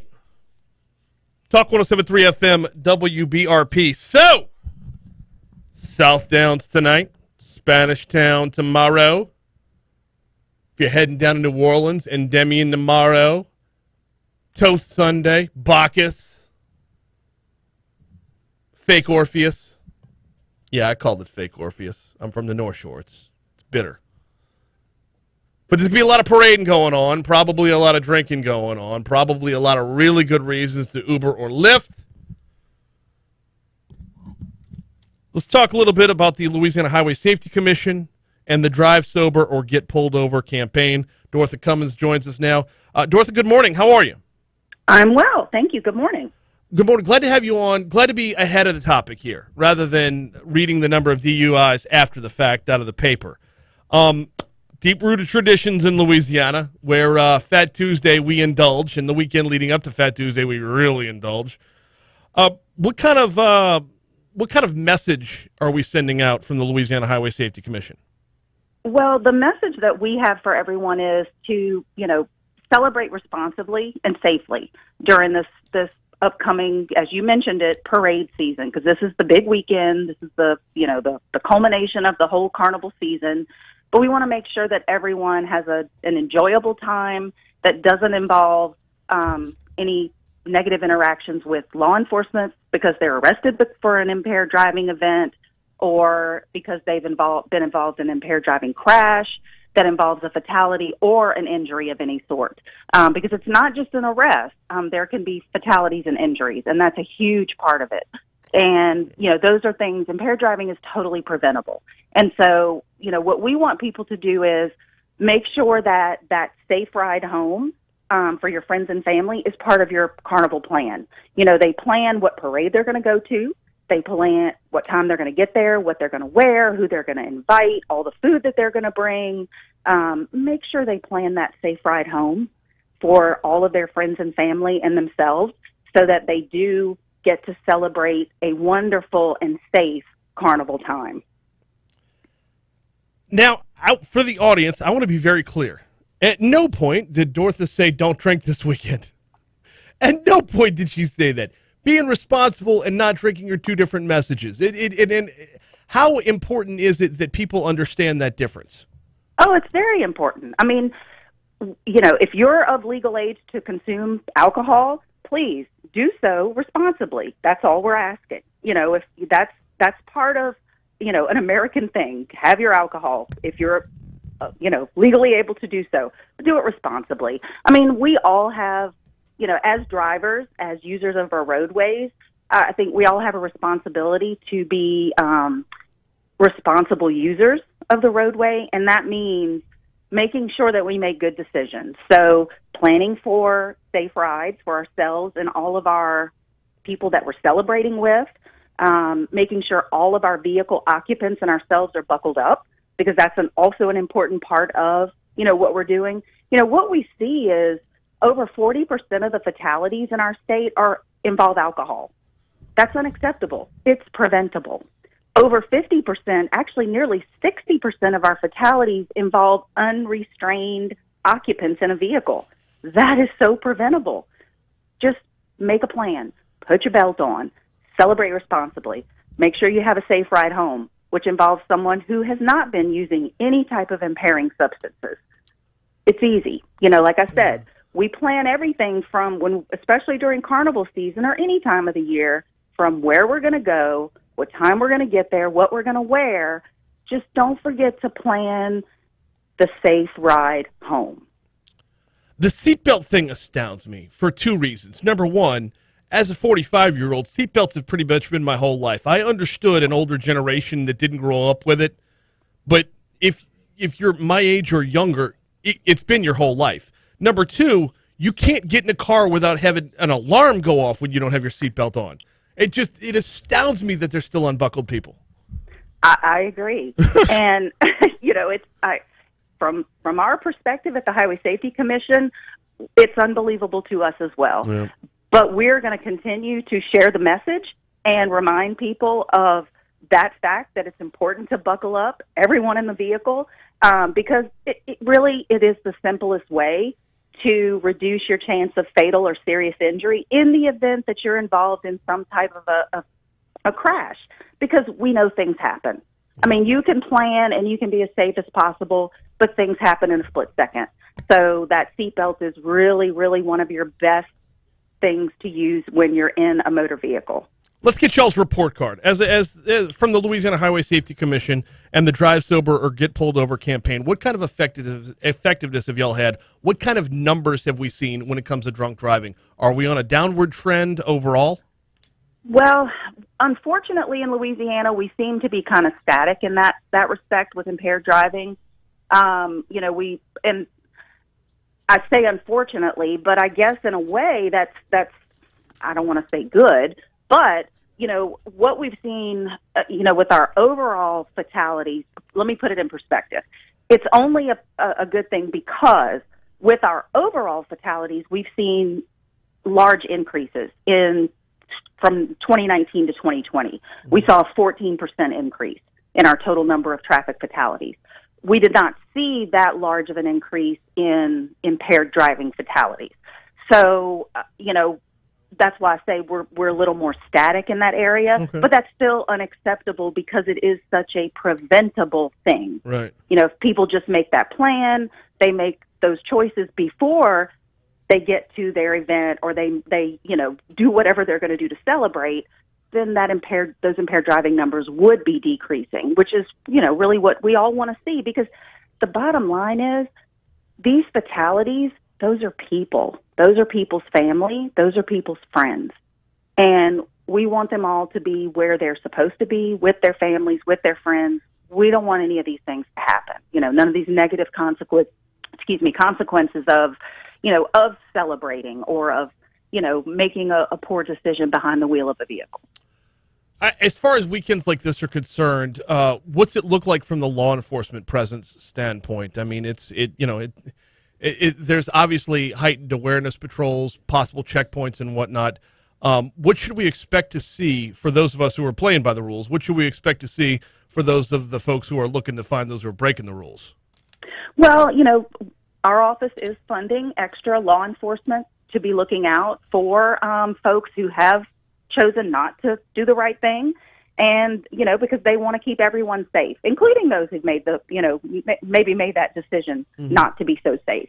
So they're going to be out looking for people who possibly are impaired to make sure they get home safely and everyone else gets home safely. So, there could be arrests, there could be, delays, but they're going to do what they need to do to get folks safely off the road.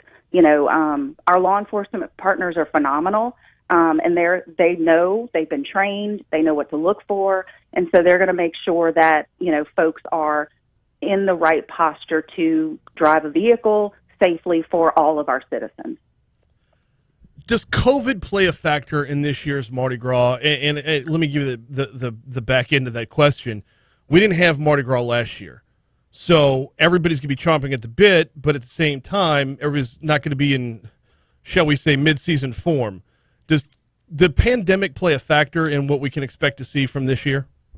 Well, that's kind of hard to say. I would imagine that people are probably very excited to have Mardi Gras since we did not have it last year. And so I think that's why it's even more important for everyone to remember to make that plan for that safe ride home and to celebrate responsibly so that they do get home safely and that all of our citizens are safe. It's, we can't, I don't think we can, none of us have that crystal ball. Right. So we don't know for sure. But yes, I think that is a good thing to think about because, we did miss a lot of things last year. And so I think when we're able to have them again, we as people tend to get very excited, but we need to keep our wits about us and make sure we have those plans in place.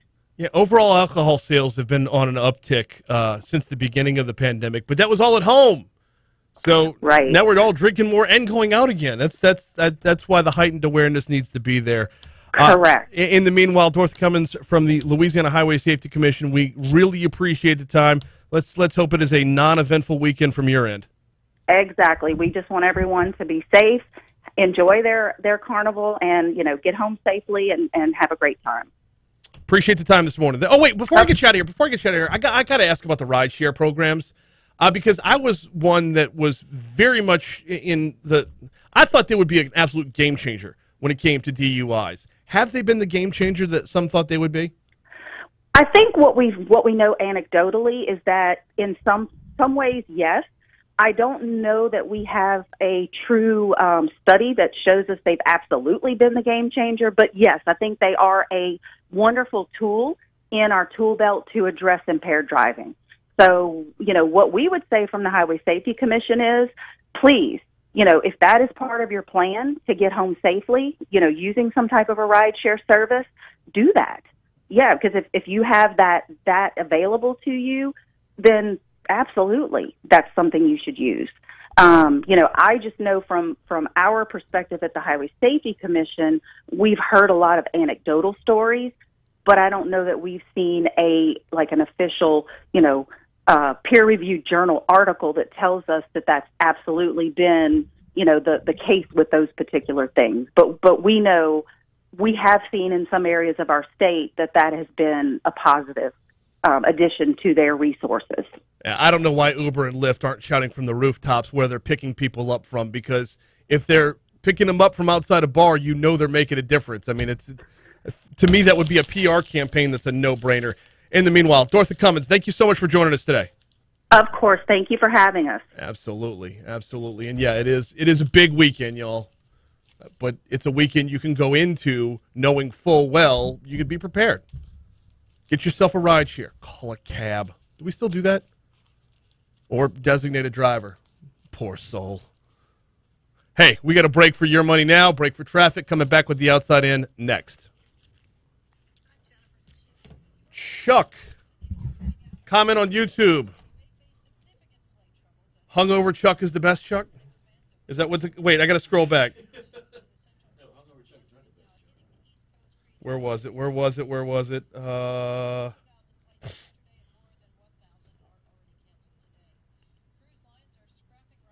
Hangover Chuck is the best. Sunny Weathers. You know nothing, Sunny Weathers. Sunny knows all. Okay, so Pete Maravich. So go to YouTube. It was 45 years ago tonight. Pistol Pete Maravich's greatest NBA game ever. If you queued it 10 minutes and 31 seconds in, you'll get the final call, or the call that Condon says is the best. Let me know I can steal some juice.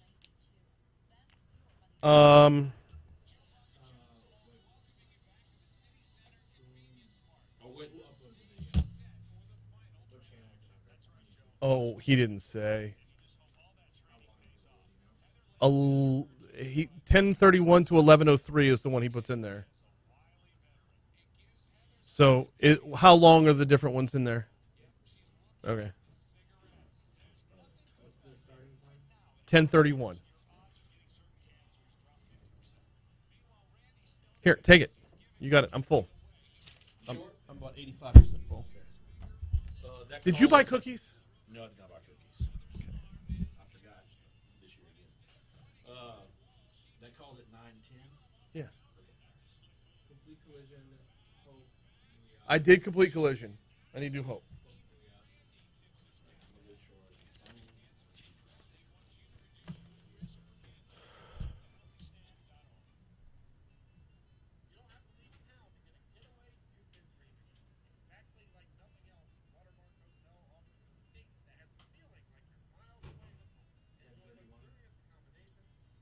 That's what he says.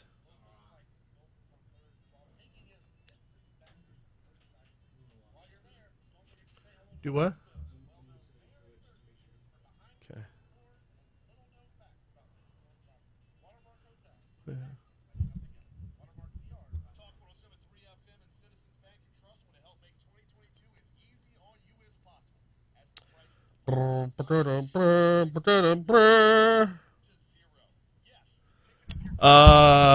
Also, I'm riding in Toth Sunday. Oh, okay. St. Charles and 6, we're gonna be down there. Yo, how'd you get? How'd you get in Toth? I want to join Orion and I want to join Toth. Don't let my wife know that, because that would be hella expensive between the two. But I want in on both. I've been out of a crew for too long. I rode in Zeus for about a decade. I'm still not sober. It was funny. We were at dinner with some people the other night who said, they've always got the 2 or 3 guys who at the end of the route, when you open up the back of the float, they just fall out. And that was me and Stephen Lundgren on our float in Zeus. Oh. The thing you don't realize when parade drinking, like there's multiple types of drinking, right? Like tailgate drinking, it's a slow play. If you attack it too soon, you're gonna fall off. You're gonna pass out before halftime, right? There is parade drinking if you're attending the parade, right? Where slow play early and then power drink right before the captain's float gets there. But there's riding in a parade drinking. That parade drinking is a different kind of drinking because you've got to combine the adrenaline rush and the diesel from the tractor. Like I would like to know what are the chemical effects of breathing diesel for 4 hours. We'd get together at the Hooters on Veterans before Zeus. I mean, we're talking like not early in the morning, but like 10 a.m., like slamming beer and wings for breakfast. Late breakfast. Call it brunch. Power drink all day long. Load up the float. Then go to the pre-party. Then go back to the float. Drinking on the float. A lot of Jim Beam and Coke. And then the tractors fire up. And you start breathing diesel. Head up Veterans and, do the whole metro you're out. And then by the time you get to Martin Wine Cellar, could not stand up. And going in the next year it's going to be bad. And you don't do anything different. You're just as stupid then as you were the last time. 7:55, Talk 107.3 FM, WBRP. Less than a month to go until the Business and Industry Luncheon from Rise LA. What is Rise LA, you ask? I'm glad you asked. Unemployment numbers continue to drop, but the workforce crisis persists. Companies are seeing a revolving door of low to middle income employees, and while businesses are barely able to keep their heads above water, low income families are straight up drowning. There's a better way to do things. Fred Keller, founder and chair of Cascade Engineering, he's got the roadmap for us. He's got the Jedi guidebook for us. Changed the way his company did business. Got hundreds of employees off of welfare while simultaneously raising profits. You can learn from his ways. Let Fred Keller be your Obi-Wan Kenobi. Louisiana can rise to this challenge. Visit risela.biz, risela.biz to learn more. Rise LA. We all rise together. The big luncheon's coming up March 22nd. Time for us to step outside of East Baton Rouge Parish. Time for The Outside In.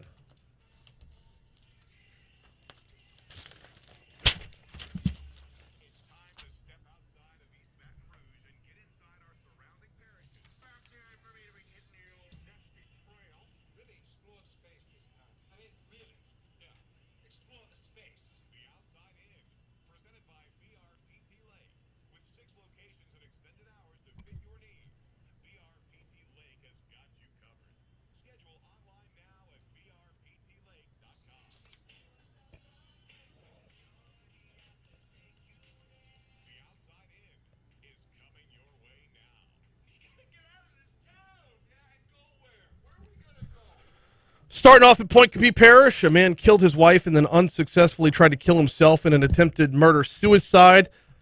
New Roads Police Chief Kevin McDonald told our news partners at WBRZ a man killed his wife on St. Mary Street, then attempted to kill himself. He survived the attempt, was able to confess when first responders arrived.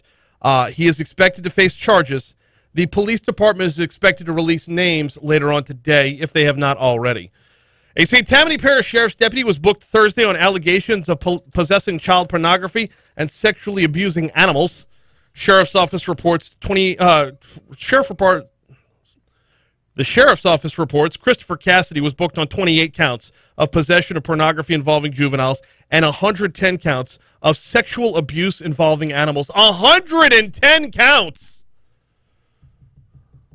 The department said Cassidy was fired prior to his arrest. He had worked at the sheriff's office since 2006. Next stop, St. Landry Parish. The town of Sunset was supposed to get a visit from Vice President Kamala Harris. That visit has been postponed. Governor John Bel Edwards announced yesterday the situation in Ukraine is the reason for the postponement. Because when Russia invades Ukraine, all eyes are on Sunset, Louisiana. Vice President Harris was scheduled to travel to Sunset today with Secretary of Commerce Gina Raimondo to discuss the administration's efforts to expand broadband internet access. Closing out on the West Side, as according to the West Side Journal, West Baton Rouge Parish government is awaiting federal guidance on how it can use its share of hazardous grant mitigation program funds for recovery from last year's hurricanes and severe flooding. West Baton Rouge, one of 33 parishes to receive funds from a $100 million federal relief package. $1.768 million is headed towards West Baton Rouge. But they're not holding their breath here. It's going to take a minute. In fact, they're still waiting on funds from the 2016 flood, if I'm not mistaken. Hey, while we're in West Baton Rouge, we were running down the East Baton Rouge Parish parades earlier. I'm still looking for the West Baton Rouge parade schedule. Been digging for that one. The Crew of Good Friends should be coming up this weekend. You know what? We'll recap that after we check news here at the top of the hour, just to make sure I get it right. Because as Mardi Gras is back, it's back everywhere. In fact, if I'm not mistaken, Lieutenant Governor Billy Nungesser is going to be in North Louisiana for Shreveport parades. Shreveport parades? What the hell is that? A Shreveport parade. Just Dallas Cowboys sweatshirts as far as the eye could see. Don't shake your head, Jake. You know I'm right. CBS News coming your way. Yeah, I'm right. You are right, and I hate that you're right about it. No, it's all right.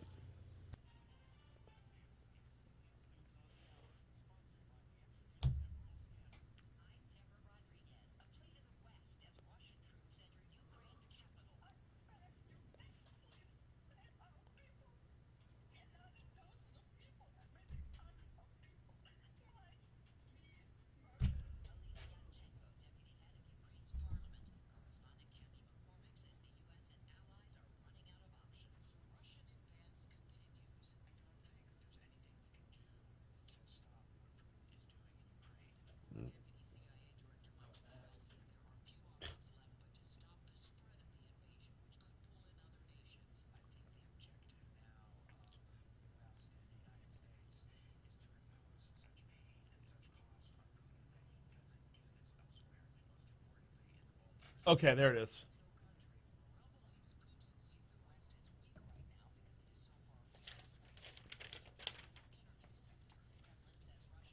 Dude, that Avi Loeb interview was super fascinating. Yeah, it's about aliens.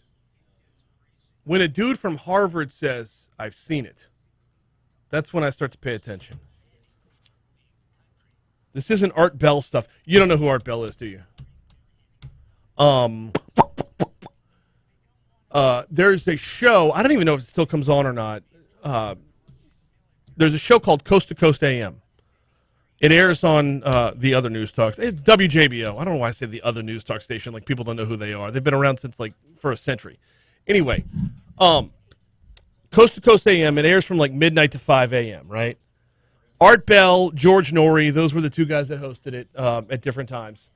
And basically anything that is so off the charts freaky you can imagine is what they talk about.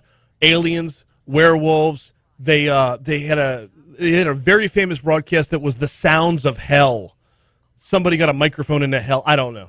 It's amazing shit. Government conspiracies. Look up Art Bell. Look up George Norrie. You're gonna find, if you're into all that stuff. It is absolutely amazing. It's one thing to be the random caller who says, yeah, man, I'm driving away from Area 51 right now, and I tell you, you don't know the things I've seen behind it. Sir, are you still there? Sir, clearly the government has cut his signal. I gotta say, it was pretty entertaining in the beginning of 2020, before COVID and all that, when people were like, hey, we know where Area 51 is. We should all just, like, storm it. Well, yeah. See what happens. We did a great bit. Taylor did a great bit about how he was going to take on that project. He was going to storm Area 51. The Naruto run on Area 51. Oh, of course. Oh, it was glorious. It was a really good. It was a solid bit. That was pre-COVID though. Yeah. When it all came down to it, it's like Taylor had to go. He's like, well, you know, I was trying to get with Timmy. Timmy didn't want to go, so we had to find somebody else to drive. And then, like, you know, Kalen wasn't on board either, and he like started whittling down the number of people who were willing to go. And he's like, and eventually you get down to like, it's like 3 of us going to make the run. Well, they could take all 3 of us out. Yeah. So it was a fun bit. But yeah, they had a whole event plan. They had a day. Yeah. A whole day. Like, it was, Twitter was a gold mine. Yeah, it was. During that era, as well as Instagram. I still have some of those memes saved. Yep. Very, very premium quality content, if you will.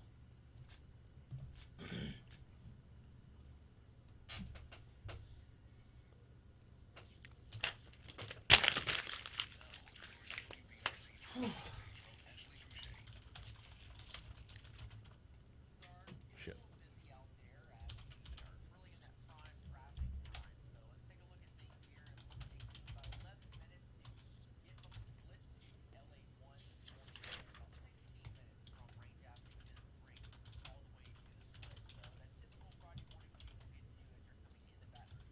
A lot of boxing today, huh?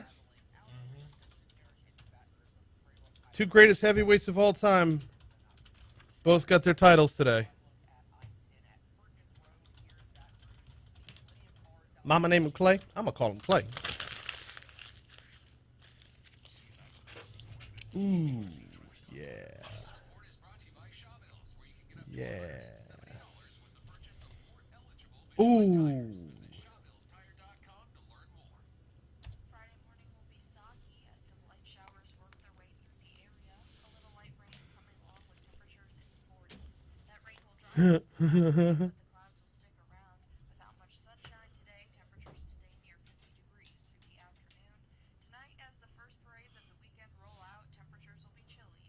That's right. That's right.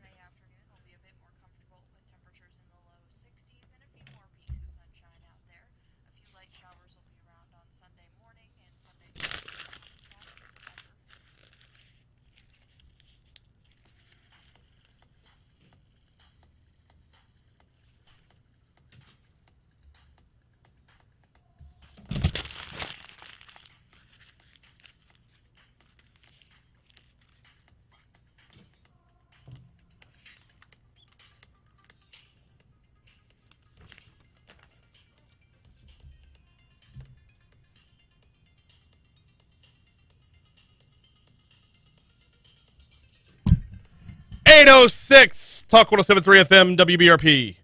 Mornings with Brian Haldane. Rolling right along. Brian here with you. Jake producing hour 3 coming your way, and it's going to be a strong hour 3. We don't coast into the weekend. No. We punch the weekend in the face.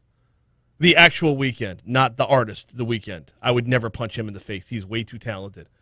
Plus, did you see the video for Starboy? He'd hit you back with that light-up cross. This day in history coming your way in just a little bit, but I promised heading into the break, I was looking for a reset on my my interwebs to give you the rundown of parades. We've been talking about the parades in Baton Rouge, but there's so much more in the surrounding area as well. So, what's the parade schedule in the surrounding area? Well, Sunday, the crew of Good Friends of the Oaks Parade is on Oaks Avenue in Port Allen. The crew of Good Friends of the Oaks Parade. They've got to have a better name. I appreciate Good Friends of the Oaks. Don't we all love the Oaks? But they get it. We'll work on that. That's at 1 p.m. Also at 1 p.m. over in Livonia is the Livonia Mardi Gras Parade. And then in Plaquemine, 7 p.m. Sunday night, Crew of Comago, which I have heard good things about. I've never been to that one. Need to hit that one up. Plaquemine, Sunday night, Crew of Comago. Tuesday, March 1st. That would be Fat Tuesday. Community Center of Point Capee Mardi Gras Parade, Downtown District, West Main Street, 11 a.m. is your start time there. New Roads Lions Club Mardi Gras Parade, Downtown District, West Main Street, 2 p.m. your start there. And then in White Castle, the Town of White Castle Mardi Gras Parade rolls at 2:30 on Bowie Street. So there you have it. That is your conclusion to the outside in as we took a look at the parade schedule from the surrounding area. All right. Every day. Right at this time, we go back in time. Jake's got this day in history.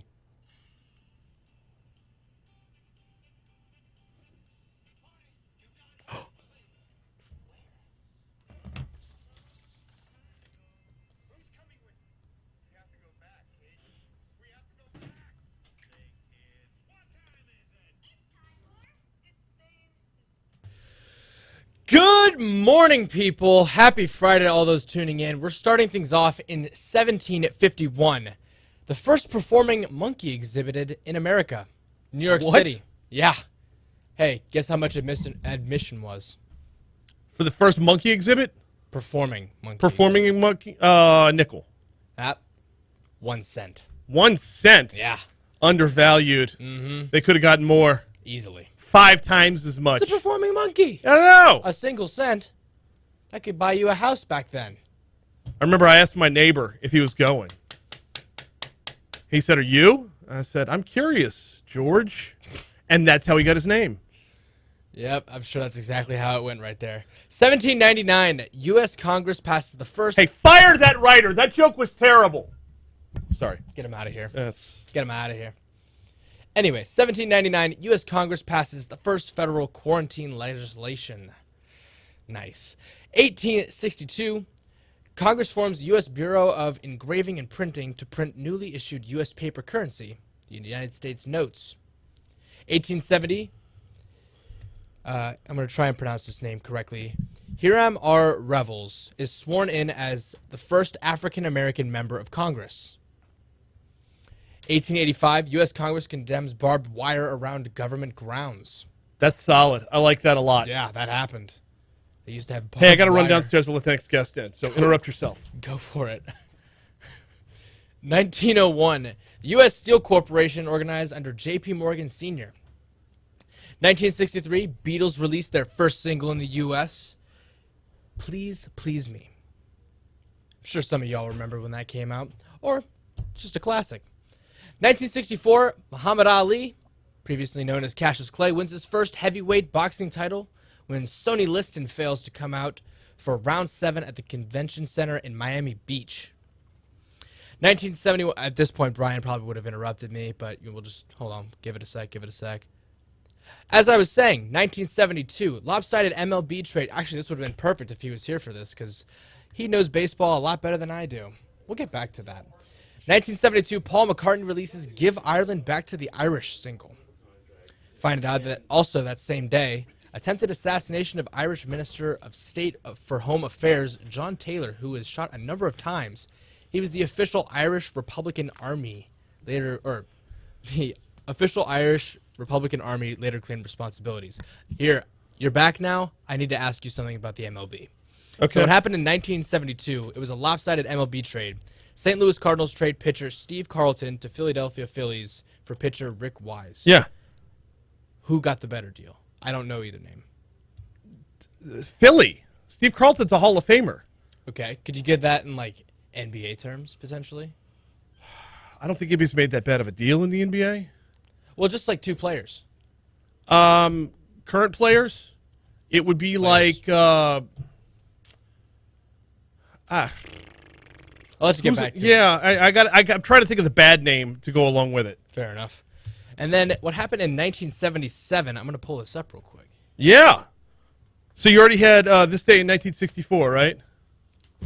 I did. Yes, I did. Okay, Muhammad Ali. Mm-hmm. Boom. All right. 1977. We have audio. We have video. They're trying to contain him, and that's a hard job today. Here he uses the pick and scores again. And look at his teammates rooting for him. Look at Coleman. Coleman leaped into the air when he scored. 65 for the pistol. 2:14 remaining. The pistol with 66 right now. Here's a basket for him if he can convert.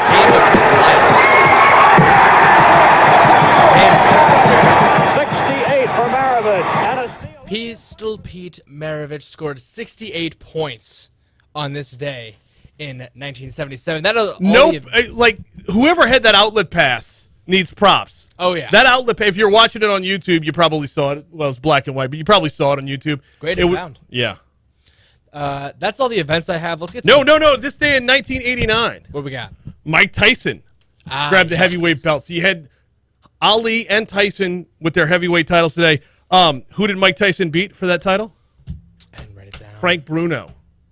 He beat Frank Bruno. And when asked about it later, he, of course, said, "We don't talk about Bruno."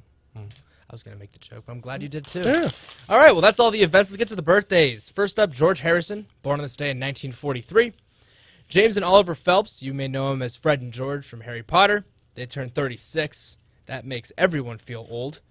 Ric Flair, woo! He is 73 years old. Sean Astin, 51 years old. Astin? I never said his name out loud before. Just say Rudy. Rudy. I was going to, He but was Rudy. I just, you know. Although, did you see him in Stranger Things? Like he was season 2. I didn't. Really good. He did a great job. Yeah, was he season 1 or 2? I don't remember. I love his work. One of the seasons brought back Paul Reiser. The other one brought back Rudy. Yeah. Not Rashida as Paul Reiser and Rudy, like they were characters. Oh, yeah. Rashida Jones turns 46, and Fred Van Vliet is 28. You got any for me? Jamila Jamil. Excuse me? From The Good Place. Ah. Billy Packer, former CBS college basketball analyst, born on this day in 1940. CBS Sports host James Brown, born on this day in 1951. Kurt Rambis from the Showtime Lakers. Ooh. The white guy with the goggles. I mean, that's Kurt Rambis. Also born on this day in 1963, former Yankees and Reds outfielder Paul O'Neill. Any athlete that wears goggles that's not a swimmer, immediately iconic to me. Yeah. Kareem Abdul-Jabbar. Well, but Horace especially Grant. if you're Kurt Rambis. Did Rambis have? He had the hair, right? I'm trying to remember. I thought he had goggles like later on. I could be confusing him with another guy. Goggles in basketball, A1. Yeah, it's amazing. I don't know how you shoot with them. I lost my jumper as soon as I wore glasses. Yeah. That's all the birthdays. Happy birthday to those mentioned. Bill Paxton passed on this day in 2017. Bill Paxton's dead? Yeah. Oh. No. I read that right? I had no idea. I swear it said. I think Jake is breaking news right now. February 25th, 2017. Bill Paxton. Okay. American actor. Wow. Our guest in studio couldn't believe it either. It says... I know. Everybody go back and rewatch Twister. Yeah. Oh my gosh, he died. Oh. So rest in peace to Bill Paxton. Oddly enough, he died of COVID. No, I'm kidding. No, he didn't. He just didn't, though. And holidays, Carnival. That is this day in history. I'm lost. All right, well, quick break. When we come back. Earlier this week, the Metro Council, I don't want to say shot down because that's not the right verbiage, a proposal to grant an extra $80,000 to the Baton Rouge Police Department's legal fund failed to pass. Councilman Aaron Moak joins us next. How did I know this? I is can't believe I 5 broke years that now. news to y'all. I did not know this. You guys made me second guess my own research. Well, I did not know. I had to that. look was it up like, again. totally stunned. When you said that, I was just like, wait a second. Because all of a sudden, tornadoes started going off in my head. Right? Like, shit, we lost Bill Paxton? Yeah, y'all both looked at me like, wait, no, he's totally alive, right? No, it's been 5 years. Okay. Haggai says Brian with the dad joke. Of course, dad jokes. They reign supreme during that segment. Sunday at 2 is the Port Allen Parade. There's also one in the evening at 7. My son's marching in. Comago? Abby, over in, let's see here, where is Ginger. Carson is marching in Plaquemine Parade. Crew of Comago is in Plaquemine. Bill Paxton died. Finger of God. Yes. Yeah, he survived like hanging on to a pipe coming out of the ground and yet dies in 2017. So, hey, kill the mics for one quick second.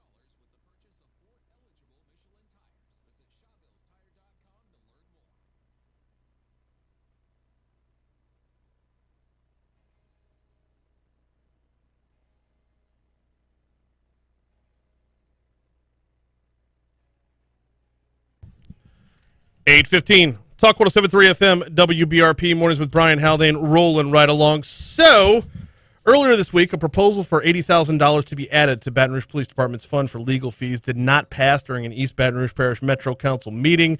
Joining us now to talk about how that transpired and where we go from here and why it was needed, Metro Councilman Aaron Moak. Aaron, good morning. How are you, man? Oh, doing well. Thanks for having me on here. It's amazing. I got up this morning, and all of a sudden we go from 80 degrees to, I don't know, what is it outside, like 40 or so, and freezing out there. I had the air conditioner on yesterday, Right. Went to bed, woke up this morning like, I need the heater on immediately. Right. It's just such amazing. But hopefully it'll be a great weekend. It should be. It's stacking up weather-wise to be a wonderful Mardi Gras, up to 72 on Tuesday. So I'm so ready for it. After missing it last year, everybody's just chomping at the bit. I think so. So $80,000 to be added to BRPD's fund for legal fees. Let's talk about what transpired on Wednesday and possibly before Wednesday a little bit as well. The proposal failed to pass. Correct. There was plenty. I mean, go for it. There's plenty of negotiations because we know we had already deferred this. Back last year we had one increase already. Mm-hmm. Then it came up again, and we had one deferral, and we were looking for reports and different things that we could really tie into and find out why these things are exponentially increasing. And that's what we had most of the discussion on the other night in that council meeting, was about the report and where and why this is going to increasing so much. And also the fact that, potentially, is this going to increase a lot more? Right. Where are we at? We're paying $80,000 is to pay last year's fees. Right. That's what this was for. And right now, the budget says for $150 for this current fiscal year. Are we looking at another same trend and another ramp up? And that's why we're questioning this contract so much about billable hours. Who are we sending? What are we doing with all this? And that's where all this conversation came from. Okay, billable hours is a good place for us to start because we're not talking about 80,000. We're talking about 80,000 more. Correct. How much are we billed per hour? How many billable hours are we looking at to accumulate that kind of budget? Well, and that's just it. That's one of the things in the transparency of the report that we got is it's not. We had asked for a report for the billable hours, timing, what it was going to, and so on and so forth. And we didn't get that. We got a total of each case or whatever else and what they worked at, but we didn't get the total hours. We couldn't match up how many attorneys they were sending, what the hourly bill was. We got a total on the report of this went to civil service, this is how much it was, but we didn't get the breakdown. I can't imagine that standard operating procedure in any government to just say, here's a lump sum bill when we can't break it down for you beyond that. Correct. And that's what we wanted. In fact, in the council meeting, we almost made it there to another deferral. One of the other council members had brought it up that, hey, if we can get this and we can nail these down, and then it just got yanked all of a sudden at the end. I was on track and looking at everything and from the discussion, and, I was already leaning one way, but when I heard the discussion about, hey, possibly we could defer this, let's get more transparency in this billing process and possibly defer it again for 2 weeks, and we'll look at it. And that got thrown out at the very end. Okay, that's going to bring up if that doesn't set off alarms, I don't know what does. Why wouldn't a deferral be an easy decision? I don't know. Maybe they felt they had the votes to move forward with it. The whole point boils down to is we want to know why the increasing. We're even going back and looking at the contract. Stating that the attorneys that's supposed to handle the cases and everything. How many, if they send in extra attorneys and everything, and one of the questions was, do we have all this in written agreement or whatever? Mm-hmm. And some things we're still looking for. And I get it that we had requested it that day, earlier during the day, and maybe didn't have time to produce it. That's another reason for a deferral. Look, we as a council don't want to, sit here and turn down every single contract. We know things happen and extra things that go on. But when things are said about billing and hours and about about meetings that these things can go on, one of the other councilwomen brought up the fact that some of these meetings go on and on and on, And a lady at the council meeting brought this up to go on and on and on, and you hear out there that there's possible, well, we get billed by the hour, we can go on as long as we need I to. heard that comment, and I was wondering if that has any play into it. A comment by one of the attorneys that said, I get billed by the hour, I don't care how long I'm here. Something to that effect. I'm paraphrasing. Correct. And yes, that played a lot into it, because once that came out in one of the meetings or whatever, we start getting phone calls. Why is this going? Is this an abuse? That's why we started asking for the reports at the last meeting and so on. One of the council members asked for the breakdown, and he actually wanted to see the matrix of what's going on with these attorney fees and everything. Is that actually helping out with the police department overall or not? And we just didn't have that information. But you're absolutely right. When those kind of things come out and people start asking, the constituents start asking their council members, hey, what's going on here? Then you start questioning contracts. And to sit here and get hit in a meeting about why are we questioning this contract versus not every other contract, this is why. So I don't know. We're going to unpack this as best we can. This contract in particular is one that needs to be addressed, because you're talking about public safety, you're talking about the chief of police, the legal fees for the police department, but that involves the chief of police, who was tasked when he was brought on here with changing a culture. Changing a culture is going to involve a lot of discipline that's going to be questioned by a number of people, and that's where the legal fees come in. So this understand now, this is the attorney for the police chief. Right. Not the whole department in particular. Okay. This is his attorney for his internal actions and so on that people disagree with or whatever. If they want to amend their discipline or something like that, or any other internal things against the police chief himself. And it's not going directly after Chief Paul. It wouldn't matter. Well, and that's why I want to unpack it, because I feel like that got lost in the wash of the meeting. Is this is not about Chief Paul and changing culture, which that's his mission. Chief it was. And right. And I said this in a meeting, and I totally respect that. When a new police chief comes in, there's a change. There's a change of pattern. I was a firefighter. I worked under two different fire chiefs, and when the new one came in, there's a change of rules. I get it, and I want to give him his leeway to do his thing. But what we saw was these constantly increasing. It's been 5 years now, I think, and we have to really look into this, and you start getting a hold of it. You start bringing the reins in on it as far as why is this happening.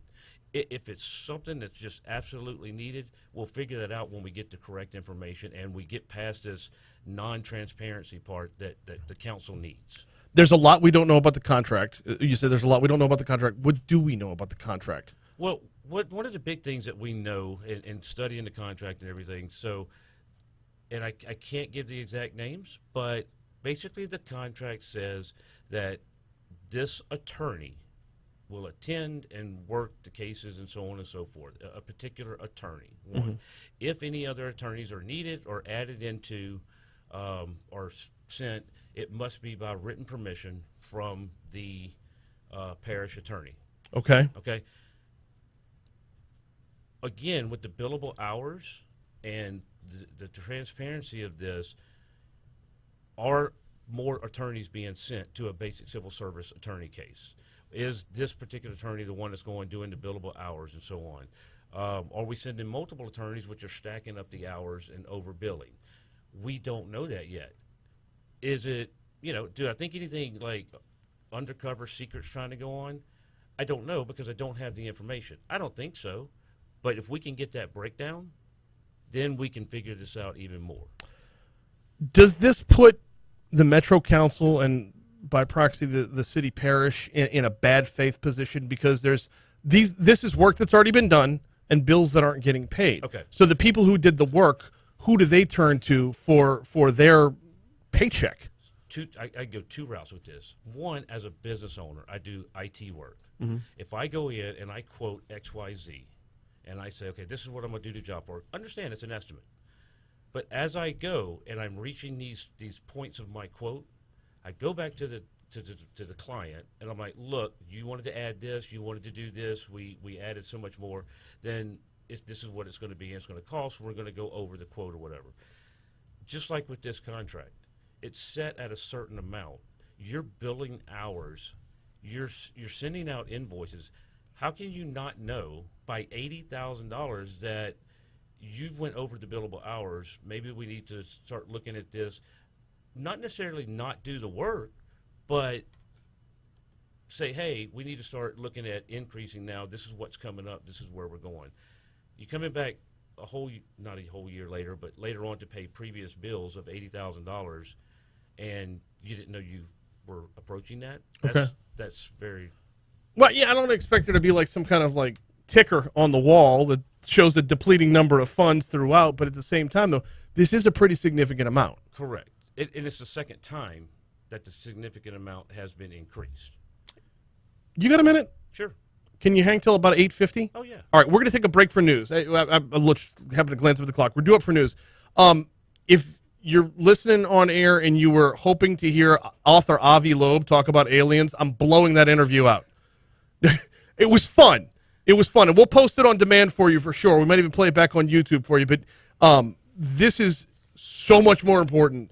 Councilman Aaron Moak is in studio. We'll take a break for news. We'll check CBS News, get the latest from Ukraine. We'll get our local news, traffic. I'll update weather when we come back right here on Talk 107.3 FM. Councilman Aaron Moak, we will continue this discussion next. I hope that's going to. I lost track on that last question. I don't know why. I knew where I was going, and I was like totally lost track on that last question when I started talking about my client. So No, but it's right though. If I walk into, I have an appointment where AccuTemp is supposed to come out to my house to do my AC check, as they do every single year, right? Right. So AccuTemp's going to come to my house about a half an hour before they get to my house. I'm going to get a text message with a name and picture of the tech who's supposed to service my air conditioner. Anybody else shows up, I shouldn't let them do that work, right? Right.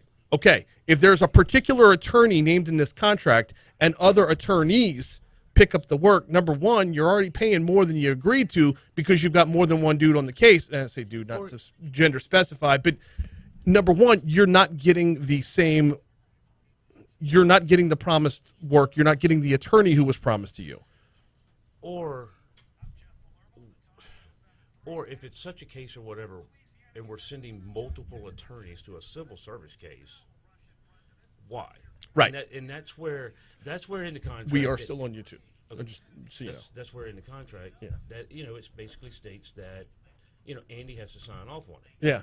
Hey, okay, this case is XYZ, blah blah blah. We're going to need extra attorneys and so on and so forth. Okay, here you go, sign. Let's do what we need to do.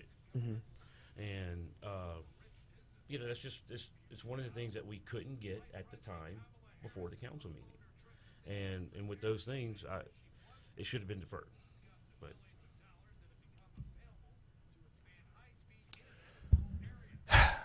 6-6 was the vote. One of the things I'm going to want to visit when we come back is who actually voted for this, because. All right, give me a piece of paper then. Paper and pen. Yeah, here. What's up, Googs? Good morning.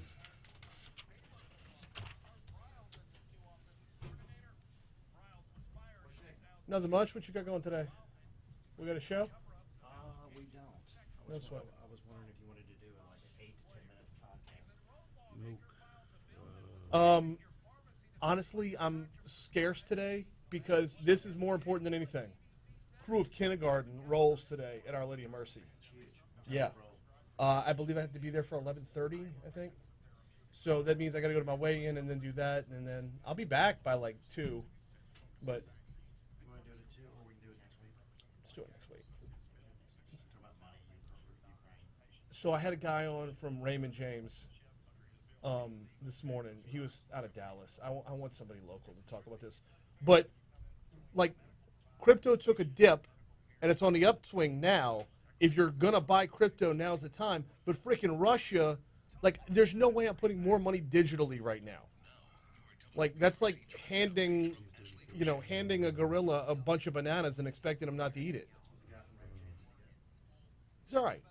He blurs the lines between crypto and NFTs a lot, which intrigued me. Because I'm all in on crypto and 100% hesitant about NFTs.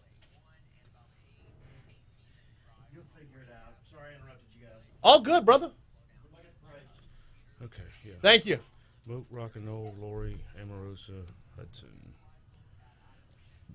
Haldane, Coleman, Banks, Hurst, Goodey. Really? Yes. Rowdy was in the 4 column. Correct. Curious. So this Yeah, that's. this looks very party lines. Oh no! I'm not. I'll. Yeah, no, I understand. I'll ask Rowdy about Rowdy for sure. I don't need to. And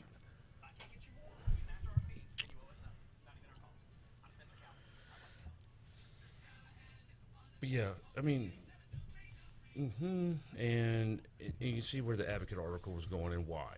Yeah. Because of this versus that. But, you know, I've always said that with taxpayer dollars or whatever, it's just, I've looked at contracts through my previous council positions at with Central. I'll do the same thing here, and, you know, if you're not going to farm that work out. Huh? You're not going to sub that work out. Correct. And that's the point. That I'm gonna bring it back in with a sports analogy. Okay. It's you know, as far as the, I guess go back to the, that was it. Go back to the legal analysis of where do we go from here with it or whatever. And you know, they talk about suing us. You know what? My take on that is if they want to go ahead and sue, then they can sue. I get it. But if we didn't have control over this, it wouldn't have came back to us. If that makes sense. In other words, they're saying that we can't turn this down because we owe them this money. Mm-hmm. Then why does it even need to come back to us? It's coming back to us for a reason, and that's to make sure that we're paying the right thing in the right amount. That's where I was trying to go a while ago with the contract and where do we go from here? What the right thing, the right amount, but the right person. Correct. I think is That probably also. the big. Like, that's the part I keep getting stuck on. Yeah, I But forget about that part. But so let's go back to the party named in the contract versus the parties doing the work, and then after that we'll get into the who voted for and who voted against. Because to me, 6 people voted for a blank check or a written check to a blank memo line. correct.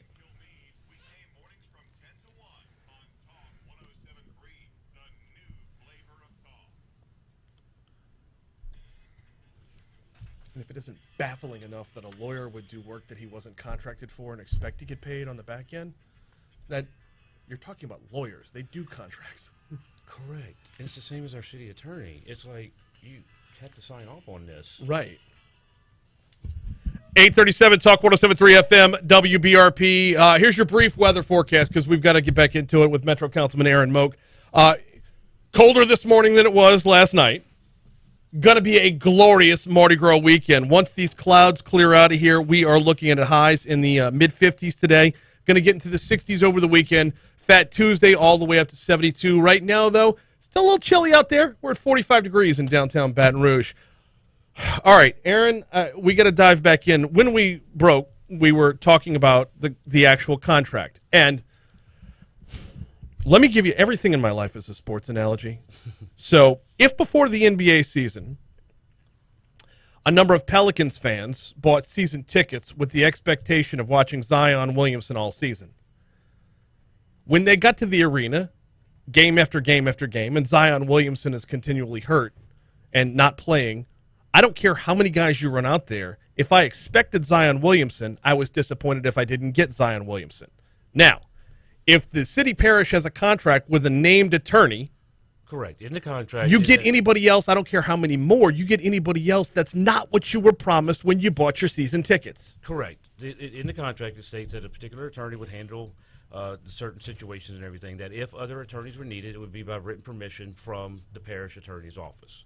And, you know, again, it's just one of those things that we had asked for. Granted, it was that day, probably maybe not had time to get it together or whatever. He may still bring it to us. I'm not saying he doesn't have it or that he does have it. But it is one of the things, and it leaves a question while we're sitting there at that table at 4 o'clock in the afternoon looking at these things. So those are some of that's the reason all of these go into play as far as the contract and things like that. So, Well, we're going to get back around to the may still bring it to us part in a minute, because I think there's question about that as well, because this was called to a vote, not a deferral. Correct. But let's talk about the vote for a second. Needed 7 votes to pass. It got 6. My question is, with so much redacted, so much in question, so much y'all don't know about the contract, how did 6 people come to vote for this? Well, 6 people. What I think happened with the 6 people that came to vote for it is, that's their right to do that. They can vote however they want to, and I totally respect that. I think one of the big reasons that came to vote for it is one of the things that we were told in the meeting was that we have to pay this. This is something that we have to pay. I get it. If we have to go back and pay it, we can do that. We're setting ourselves up for possible lawsuit or something like that. I feel like it was my take, and if that's the only reason they voted for it, I can't answer for them, and I respect their opinion, though. But I feel like this is a contract that came back before us for a price increase, a cost increase in this particular department. If we are, quote, by attorney's office that went over their allotted budget, if they are required to pay for it, if we as a council are just absolutely required to pay for it, why should it even come before us? If we don't have the right to say yes or no, and we're required to pay this because we're going to get lawsuits and so on and so forth, why bring it before us? So therefore, it's before me. I'm going to make a decision of whether this is right or wrong. And I didn't think at the time, it was right to go back and take $80,000 of taxpayer money for something that we don't see full transparency on yet and pay this bill. May come a time later on we get all the information we need. But right now, when it was asked for a deferral, and I would have supported that, and then that got pulled at the last moment, and it brings me down to a vote, my vote was no. How much would the overall budget have been if the 80,000 had passed? What would that have brought the total budget to? I want to say about 230. 230,000. Correct. So doing the quick math, 80,000 divided by 230,000 means you're talking about a 35% increase in the budget. Correct. That's not a small number. No. Regardless of what the budget is, that's not a small number. Now, budget increases and recorrections we've seen on numerous occasions, but it. Well, they happen all the time, and a lot of people would throw out there, hey, why are we nailing this one down? Versus like one that kept getting brought up was the library. And we have an attorney that's arguing with the library as far as the fees. And remember when everything happened with the whole front structure and all that kind of stuff. So anyway, we have an attorney that's going back, and basically we need to recoup the taxpayers' money and so on. And they came before us, and they needed an increase in theirs or whatever. That's a one-time, it goes and it stops. If we win the case or lose the case, hopefully we get the money back and everything else. But it has an end point and it stops. Right. This one doesn't stop. It could constantly be a revolving thing, whether it's up in cost or it's down in cost. But it's not going to stop, and you don't know. So, people can use the analogy of doing this on every contract. You know what? If we want to scrutinize every single contract, I'm here for the citizens and the taxpayer dollars. We can scrutinize every single one of them. 6-6 was the vote. Who voted for? Who voted for it was Moak, Rocca, Noel, Laurie. Whoa, no. You voted against. I'm sorry. That's what I'm saying. I'm sorry. Apologize for that. I voted against. The ones that voted for is what you asked? Yes. Who voted for approving $80,000 with nothing in the memo line? What I have on record is Cole, Dunn, Coleman, Banks, Hurst, and Goday. That's the council members that voted for it. The ones that were against were Moak, Rocca, Noel, Laurie, Amorosa, and Hudson. Which gets everybody on the record. Nobody abstained from this one. Correct. All right, I've got to ask the obvious question. Are there going to be allegations, or have there been allegations that there are other motives at play here? Oh, yes. Let me re-ask it in a very, very blunt way, and if you don't want to answer it based off this phrasing, then feel free to shy away from it. Y'all being accused of racism? Correct. I think some of the wording out there, no one has direct, hey, you're being racist and so on and so forth. There were some comments made in the council meeting that I popped off on about how we were being demeaning to the police chief and some other verbiage that set me off, and I apologize to some certain members afterwards because I had an outburst or whatever. But it's not. You can try and frame it how you want to based on the vote. I think it's more a conservative thing as far as we're trying to be responsible with the taxpayer dollars, and we're trying to get to what should be a transparent process, and some of these members want to see that, and that's all we ask for in the reporting and all. So I don't see it as a racist thing. I see it doing our due diligence as a council. There's a level of irony to this as well, Aaron. Metro Councilman Aaron Moak's our guest. There's a level of irony to this as well. You're asking for transparency and due diligence and doing things above board, and not like everything the police chief is trying to change in order to get towards within his own department is what you're asking for on the legal end and the payment end as well. Like, you're not asking the lawyers to wear body cams, right? But you are asking for chain of command, all the, like, you're asking for the level of transparency, the culture change that the chief is trying to instill on the streets. You're asking for in the Metro Council meeting. We're asking for the same thing, and that's our responsibility. The budgeting, the financing, and so on and so forth is our responsibility. This one happens to do with the police chief and his personal attorney in the department. I said it the other night. I'm not trying to change his disciplinary actions or what he does. That's not our job to get interfered with that. And again, this goes back to the type of vote and the different sides of the vote. Our job is not to set his policy or anything like that. Our job is to look at this budget, look at these contracts, and when things go out of skew or out of whack by this much, it's going to get scrutinized. Mm-hmm. And I'll say that, and it was brought up in the council meeting, I will say that for any contract. When these type of things happen, that is our job. Let's go back to the library analogy, because I think there are points to take away from this.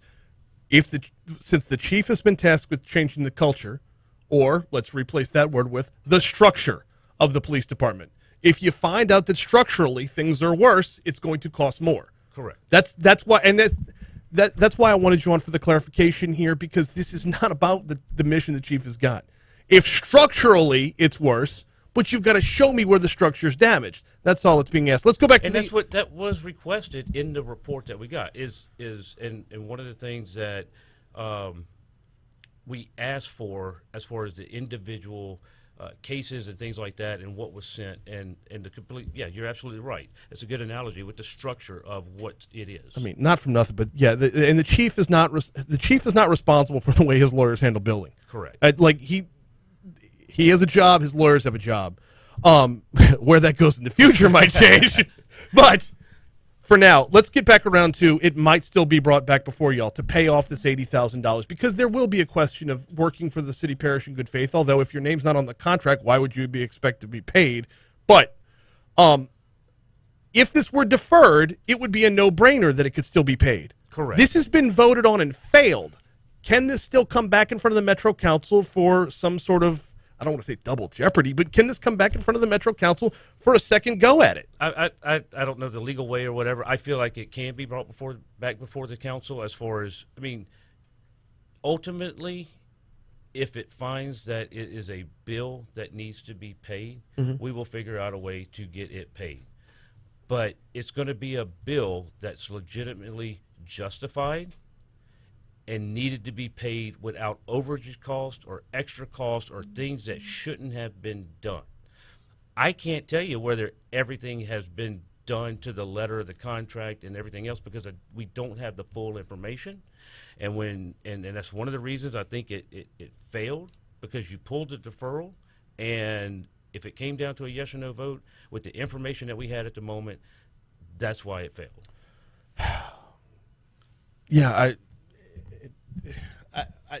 the next time it comes around, just thinking through a political analysis, the next time it comes around, the easy argument is we already told you no. We gave you your chance and you were shot down. Correct. Like, how do you get the you-know-what back in the horse? That as far as getting it paid is, I guess the best I can go back to is the justification has to be there, or we'll have to negotiate some kind of down settlement or something like that as far as it goes. And people's worried about what's it going to cost if they sue the city or whatever. You know what? I'm an elected official. I've been threatened by many lawsuits before, And if you feel like you need to do that, I would hate to see that. I don't want to waste the taxpayer dollars on it. I think what needs to happen right now is we need to get the information and then come up with a plan to go from there and move forward with this so that we can get back to the business of policing and get this off the shoulders of the police chief so he doesn't have to worry about that and he can deal with what he needs to do internally with his department. And that's what gets lost in the whole thing. The chief still has a job. We still have a very dangerous situation on our streets. Record homicides. You're exactly right. And that's one of the things that we want to see and get this done and wrapped up and not cause him a problem. He has a lot to do. Yeah, he does. And I respect him and the job that he has to do, not only internally, but externally. And with everything that's been going on with Baton Rouge, that needs to be our biggest focus as far as if these resources or money or whatever can go to other things to assist him in building his department or bringing on employees or things like that. Look, you've got all our support. All right. I'm going to see if I can't line up one of the yay votes for some time next week to continue the conversation. In the meanwhile, as the story advances, we will of course have it for you. It's if it comes back up in front of the council. Otherwise, or if a lawsuit pops up. Right. Yeah. Yeah. Other than that, how's your weekend looking? Man, my weekend's looking good. We've got got Spanish Town this weekend. Darn right you do. And then me and some of my family's going down to New Orleans. So we want to. Where y'all going? We're gonna be in the quarter. I'm going to be in the quarter and then over on St. Charles, right around Jackson Square. Okay. I don't know what it's called now. But Oh, you mean Lee Circle? Lee Circle. Yeah. Is that- Well, okay, formerly yeah. Lee, just Circle. I think. I don't know what it's called now, but we're gonna be in that area. Oh, you be watching thick the of it, parades and man. stuff, and Yeah. I'm hoping to nail down my tickets to Orpheus. So I hear that's just amazing to watch. them come It to is. the convention It's an amazing party with an unfortunate name. There's backstory. Is there? I don't know. I guess I'm not naive. I tell you noticed what, the name of the parade. We got to toss it to break on air. I'll tell you the story on YouTube as we continue. But quick break. Checking traffic one more time. We're going to close it out next here on Talk 107.3 FM.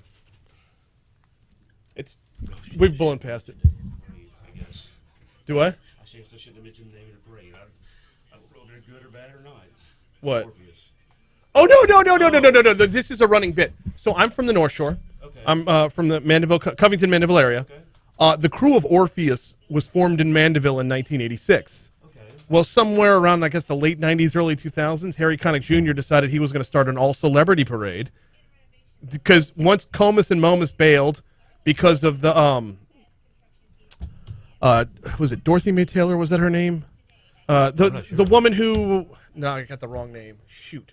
Anyway, when they had to start integrating Mardi Gras crews, and Comus and Momus said, "You don't tell us who our members are." Oh, okay. So their parades bailed. It left a void in Monday night's Mardi Gras schedule, which is why Harry Connick Jr. started his parade. Oh.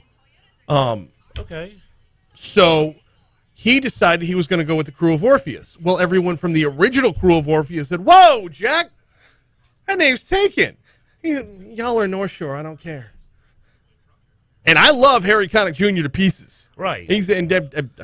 I didn't know he was the one that formed or helped start it or No, whatever. it's a fantastic parade. It's a fantastic crew. It's a wonderful event from start to finish.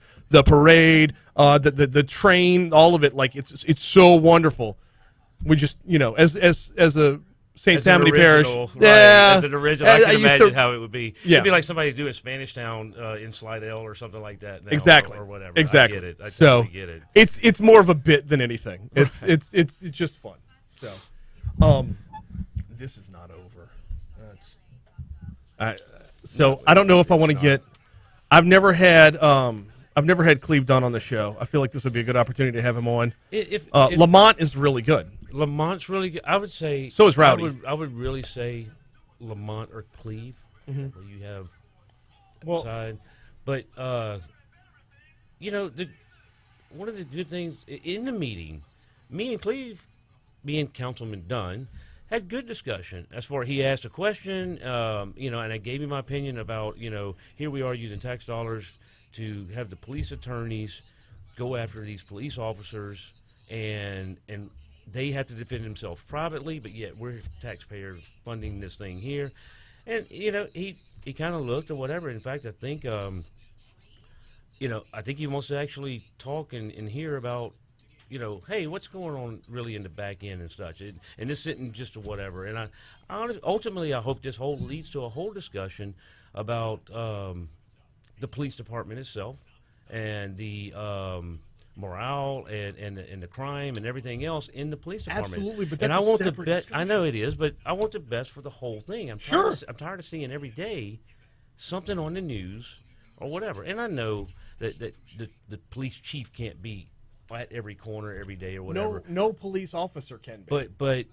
But to have the capacity and everything that he does need to do the job, I have no doubt that we're there to help. Well, so a redacted contract or redacted records and proof of the contract is the same as turning off your body camera. Yes. I can't be convinced otherwise. That's a great analogy. So yes. You can't have a police chief fighting to have body cameras that don't malfunction, right, and at the same time have lawyers who have body cameras that malfunction with a big Sharpie. So, and there's two levels of irony here. That's one. The other one is you're going to have attorneys who never check to see if their name was in the contract want to sue the city. Better make sure your name's in that lawsuit. And that's what, in my head, I'm thinking the whole time, I'm like, there's two things that happen here. They can sue. Mm-hmm. Then we hold the contract up, and the two things that's going to happen, either that document's going to be produced or it's not going to be produced. Yeah. And if it's not produced, it's a moot point. I stayed away from, give me one more second. I stayed away from, are you ever just going to grow numb of Shauna Banks calling everybody racist? Oh, the mics are still on YouTube, by the way. Okay, so I don't know if y'all have watched the council meeting or whatever, but that's when I jumped up and popped off, and yes, I'm getting tired of that. Eventually, you're getting tired of it, but you're getting fed up. Are you ever going to grow apathetic? No. Okay. No. All right.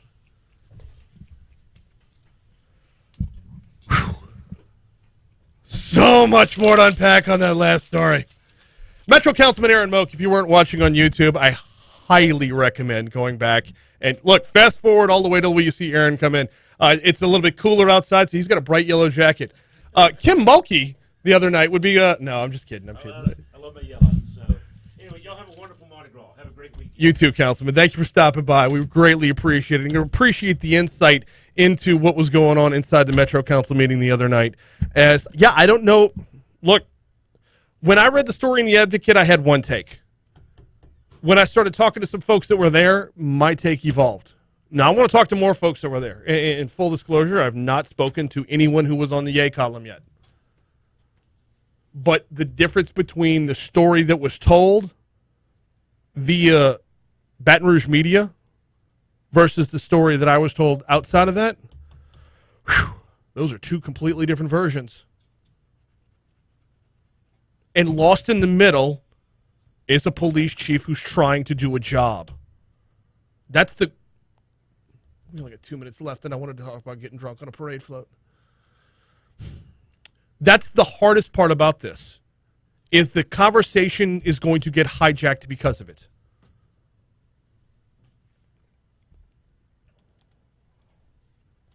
All right. It's just about the weekend as far, well, I say that knowing that, my on-air day ends at 9 a.m. when most people are going back for their second cup of coffee at best. Not even done with your emails yet. I get that. But as the weekend rolls in, I got to ask, and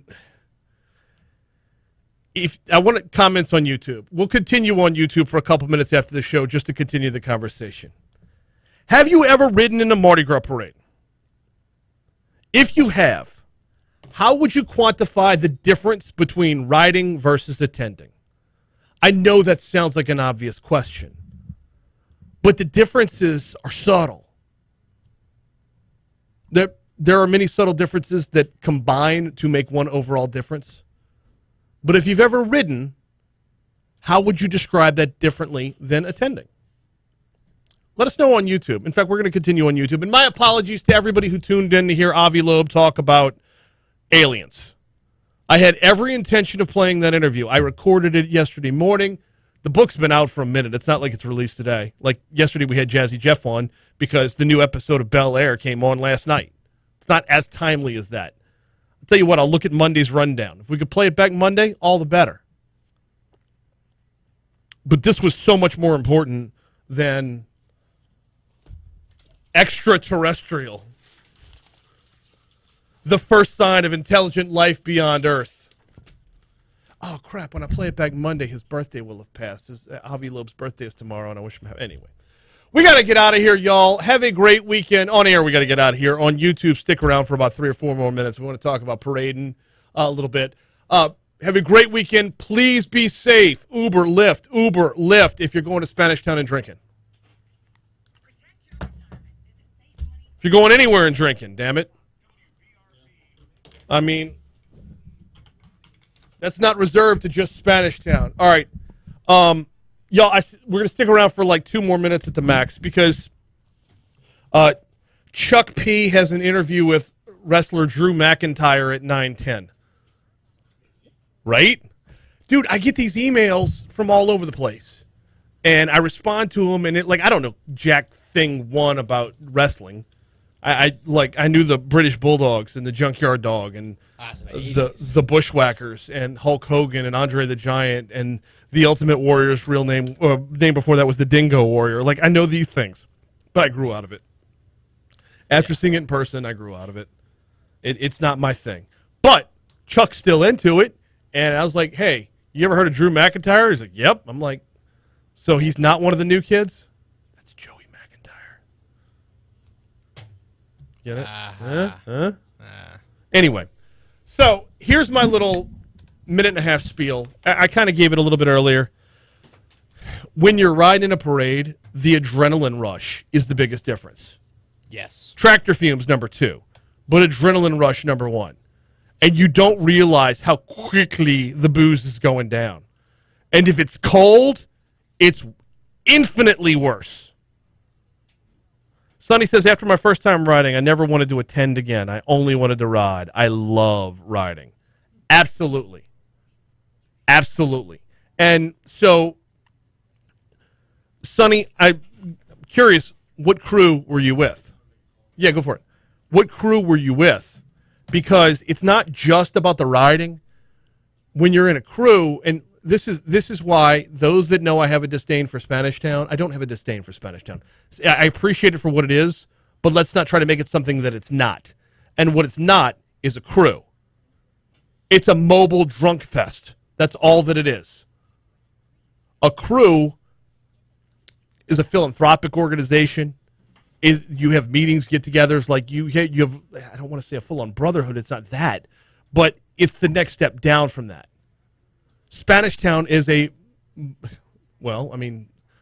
think they would be upset with me if I didn't say they're a mobile orgy,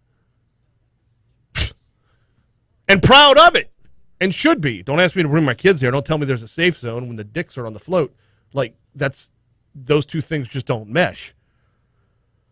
But when the ride is the culmination of the planning and all of it, that's the part that doesn't get translated well when you see it from an attendance standpoint. And by the way, I still love attending because with the kids, attending is glorious.